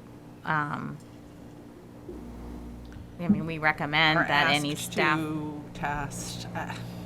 I mean, I don't know that this is gonna make someone who's not vaccinated vaccinate. That's, I guess, my other concern. And that, right? I think that wasn't our expectation Okay. either. It was more of, Encourage you to test. yeah, just, we didn't want to, we were hoping that they will still test. Just, it's calling back on it a little bit, but not all the way. I agree with you that must produce, that can be misleading, so maybe if we went this direction, if we go this direction, we could think of it, we could put a different word in there that just says must, obtain a negative test result or something, so they see it themselves, Yeah. but they don't have to produce it. Yep. Any other thoughts, Madam Chair. Graciela? So I guess on that Sorry, she had her hand same up first. thought, if we're considering the change of the use must produce, we're also have the at least once a week part of it. Because we're still asking them to provide us a test, at least, so I guess I don't see much change. They won't either. There's not much change. They have to Yeah. test, they just don't have to show up at Show. school and say, here's my test, highlighting the fact that I am unvaccinated, and so I have to do this as, result of that. It's just, it allows them to be more private about it. So I guess, what are we asking students? We're not asking them to produce a negative test. We're not asking them to be vaccinated. I think it's different for employees. I think it's No, different for, I yeah, understand, but we're that's- just like, if we're talking about Yeah. like how we're treating students and staff, I mean, Right. I think where it comes down is the concern is it's maybe 30-ish people that now we're kind of singling out. singling out. But the concern, which we understand, that I think the concern on the other side is that, it is, many districts also put in a vaccination requirement. When we implemented this back in January, there were many districts that put in, you have to be vaccinated. you're fired. Or you're fired. We were very clear, no, we don't want anyone losing their job. We understand it's a personal choice and all of that. So, and in jobs outside of education, many of them are saying you have to be vaccinated. So we sometimes have to take in that outer education lens, unfortunately, just to kind of put things in perspective. So I think there was a few of that thoughts in just trying to keep people as safe. I don't necessarily, like I said, I'm in favor of kind of just getting rid of this policy for now. But we also did talk about, hey, it's June, we can relook at this, but we're not meeting it again until September. I kind of wanted teachers to be able to come back and, I don't know. So, Amy. What she said. Sorry, Liz. So, I just did that to in make you feel better. a Amy. move that I'm sure is going to shock I'm gonna get, like, a Benny. fly swatter every time you guys do it. I think that's fair. I would like that, actually. I'm hot. So I feel like this has become basically unenforceable at this time. There's no teeth. The original policy states that as of January, those who are not vaccinated by the effective date was 6 months ago now. So anybody who got vaccinated between then and now technically still has to test the way this is worded. They had to have been vaccinated by January 3rd, or they have to keep testing, which is not what the spirit of this was, and I'm sure no one's doing it. I'm actually in favor of sunsetting this. If we need to bring it back, we have the language, we can bring it back, change some dates, if COVID's not gone. I mean, you never know, right? And I can't believe I'm saying that, but at this point, it just seems like we're quibbling over words that, at the end of the day, I can show a picture of a COVID test that I found on the internet. And I'm sure as heck not, as an employee, not going to want to pay for tests once the district runs out. So I don't really know what this policy is doing for us. We're talking a handful of staff. We appreciate those who abided by this policy for all this time, but I think it's time for it to go away. Madam Chair, the one thing I would say to that, And Speak up though, because you guys are not being picked up. So sorry. That's fine. I initially kind of was leaning like you are, Amy, towards sunsetting and like what has been discussed. But the one thing I would say is the summer program will have people with disabilities, special needs, some of them medically fragile.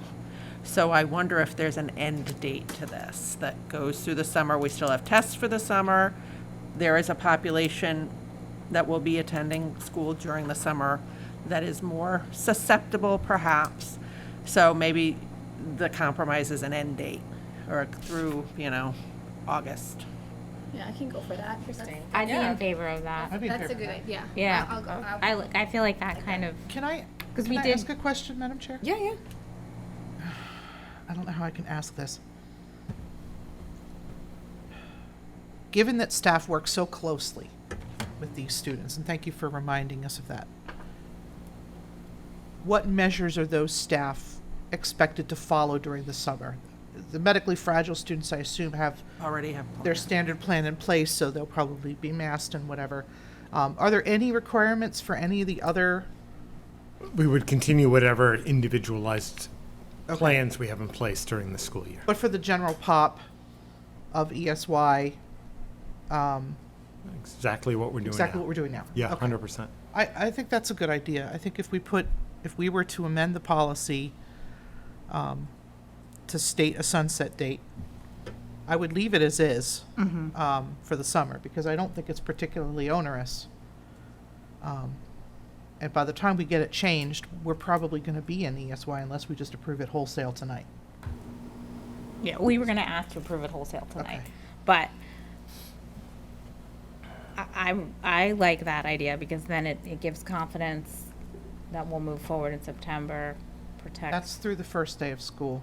You want to go earlier than August. that? Yeah, I think, well, yeah, because we start the 26th, correct? August 11th is the end of ESY. Okay, well, maybe we should use Okay. that then. Thank you, Krista. I had no idea when that ended. Thank you again, Leora. This is why I'm so glad you're here. Glad to be here. Okay, so I also addressed this by removing the language by the effective date.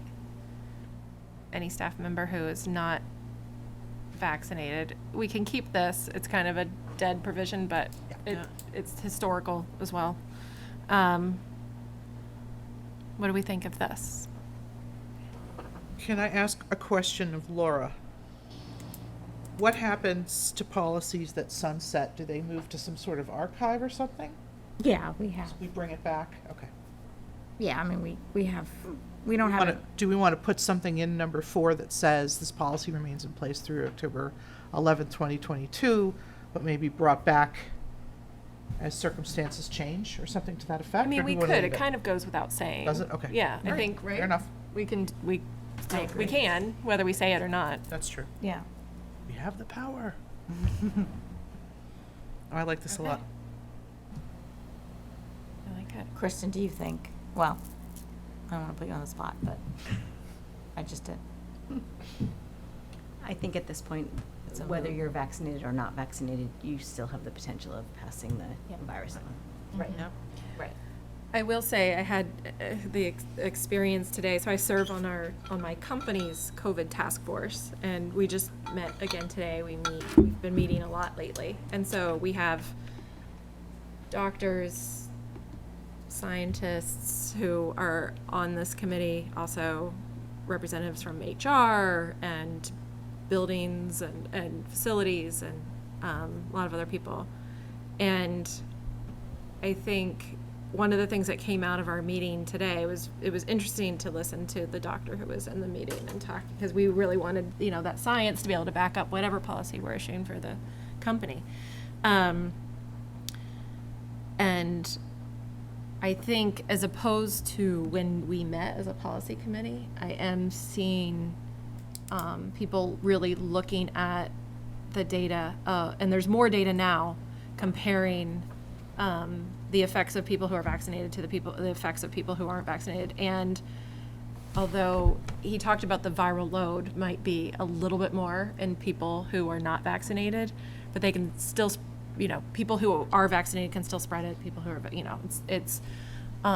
so that's still happening. And now that we know more than we even did a few weeks ago, I think I'm more comfortable with something like this than I was before. Great. So then the question comes, how do we want to vote on this tonight? Can I make a motion? Sure. I move the school committee approve the changes to policy GBGA, 1 COVID-19 staff vaccination policy, as presented and edited in this meeting. Second. Motion made and seconded. So do we, starting discussion. So often we'll take policy changes through a first and second reading. We're not doing that tonight. No. We've made changes, we're good with them. We're moving forward with this as edited. This is going to become, okay, I just wanted to clarify Yeah. that we're all good with that. Okay. Any other discussion on the motion? All right, motion made and seconded. All those in favor? Aye. Aye. Okay. Excellent. All right, thank you all very much. you. This was a great discussion. Thank you. We struggled. Very helpful. It's great to have more minds on this too. All right. So our second policy, do you want to talk about this one? Happy to. You're probably the best person to, rather than one of us, So, because this was brought to us a Yeah, little bit this differently was all me. I'm sorry to throw it at No, you. no. All districts have their food service programs audited. I think it's every 2 years. We did brilliantly on ours, and most of the thanks for that goes to Anita and Whitson's. Fantastic, couldn't have been better. The one thing that they cited was our existing lunch policy, this EFDA, has a piece in there that I highlighted that says that if you have an unpaid lunch, we have the ability to deny a student a report card. In the 12 years that we've been here, we've never, ever done that. It hasn't happened, but it's in an old policy, and it just stayed in there, I'm guessing. They said as long as we remove this, because this practice would be illegal, and the policy actually allows us to do it, even though we wouldn't do it and don't do it. They said, you take that out and we're all set. I said I would bring it to the school committee. They actually closed out their audit, gave us 2 big thumbs up. So I'm hoping that the committee we should probably look at the policy as a whole eventually, but for right now in EFDA, just strike that highlighted portion and take that as a second reading, ideally. Yeah, I think this is 100%. I feel like we did talk about this, and it might have just been a clerical error. Yeah, I remember we talked about Totally, it. Ad nauseam. and that would have been on me, so I apologize for that, and I'm glad I got caught. So I was like, oh my God, because we talked about that. We were one of the first to get rid of that kind of thing before they made it law. So it was, I think, just a clerical error. All right. And I should just add that sorry to talk over you. The auditors definitely recognized that in practice we're doing great. They knew this was not reflective of anything that was actually happening. Okay, That's so I'll hear a motion. Anyone? Yeah. Laura? I move to accept policy EFDA, the lunch charge policy, as edited. Second. Motion made and seconded. Any further discussion? Thank you Seeing for none, all I was those in, just going to thank the policy subcommittee, but all right. you got it in. All right, all those in favor? Aye. Motion carries, unanimous. All right, thank you. Thank you very much. I'll take care of getting it to Lynn. All right, member reports. Do we have any member reports tonight? Sure. Yes, Amy. I'll go. I had notes. I would like to, we all went to the graduation ceremony, and we all saw how wonderful it was. I want to thank the staff of the high school. They made a really tough adjustment. That class was enormous. And getting everybody up on that stage and running the rehearsal and trying to go back to the way things were before COVID without the guy who ran it before COVID was especially, I'm sure, a challenge. And they did a great job. I also wanted to recognize the Bon Voyage committee, dozens of parents who worked so hard to make that night a success, and it was a success. It was very well attended. Kids had a great time, and it really kind of brought back that sense of community that they have been looking for. They got one last night to just kick back and have fun in a safe environment. And just as a reminder, it's not just to have a party, it's to keep everyone safe. We don't want anybody going out and drinking on graduation night and waking up to that. So I'm very happy with how that turned out. And again, trying to go back to the way things were in some respects, but also adding on things that we've learned through those 2 years. Everyone has done such an awesome job this year, and I'm just so grateful. I had the privilege of attending the fun fair put on by Kristen's laughing. Put on by North Grafton and North Street PTG. I've never been to this event. As long as I've lived in Grafton, it just never worked out. My kids went to a different school, and they didn't know so many of the kids in North, and I couldn't drag them. But I went, and it was fantastic. I did not win, so I'll be looking to consult with the board on that. I did get to watch Dr. Cummings get dunked a few times. I have video. If you didn't get to see it, it was pretty fantastic. And I'm just so appreciative of the community for coming back out and supporting our schools in such a huge way. I forget what the total was, but it blew my mind. I think I saw a total raised for that. Or was that maybe the fun run? I have not. Okay, well, you would know. It's also especially impressive given the transfer of leadership, because I know you were very heavily involved, and this new board has just picked up right where you left off, as far as I can tell. It was a fantastic event. And then I went to Grafton Pride, and that was also very fantastic. I saw our GSA was there with our diversity, equity, and student success director, and she came right up to me and introduced herself again, and we had a nice chat. It was well attended by middle school and high school students, which was really nice to see that they felt safe to come out in our community in a public way like that. And I hope that event gets bigger and bigger, and maybe the kids get more and more ideas of things they can do, and I just can't wait to watch that grow. It was a busy Saturday. I don't want to repeat that. I'm done. Laura. Madam Chair, as I mentioned earlier, Jay and I went to ARPA last night. We spent the time in the meeting reviewing the results of the survey. We had close to about 800 people take the survey, which is pretty good for a survey. So we were pleased with that, so thank you to everybody who did that. What we did was we kind of looked at what kind of bubbled up to the top. The number one thing that people were hoping for: sidewalks, some parking improvements actually around here for the seniors and the municipal center in general, mental health, and I think Parks and Rec were, I believe, the top four, and water, improving of water, drinking water. So Evan's going to go back to department heads and come back with maybe if there's something that they are recommending that fits into this.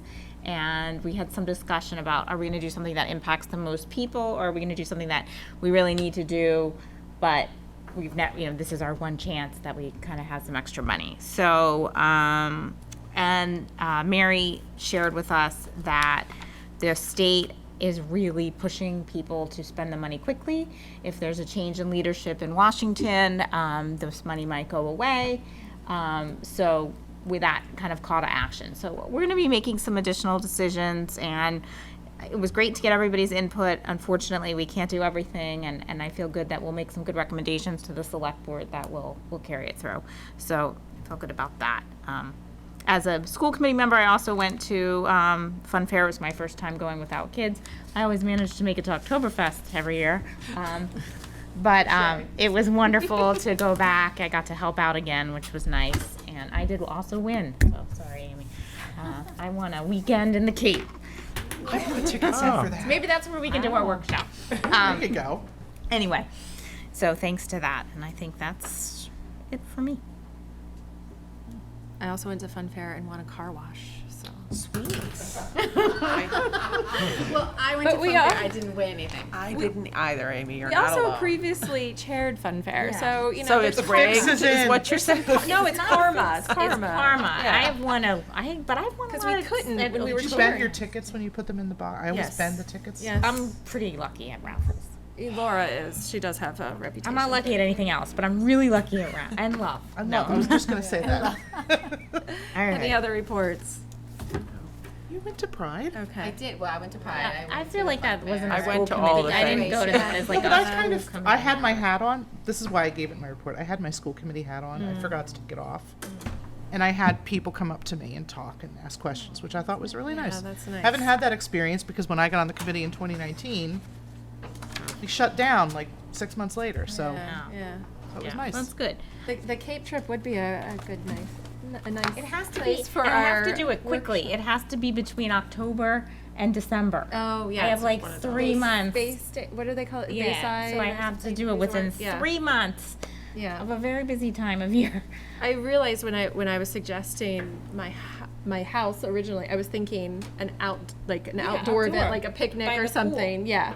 I had Not yeah. anything inside, which that would definitely be weird. But yeah, something outside wherever we go would be nice. Yeah, outside. Sometime in the summer. Okay. I don't believe we have any correspondence this week. Do we? We did. Don't we? Do you want to talk about the 8th grade?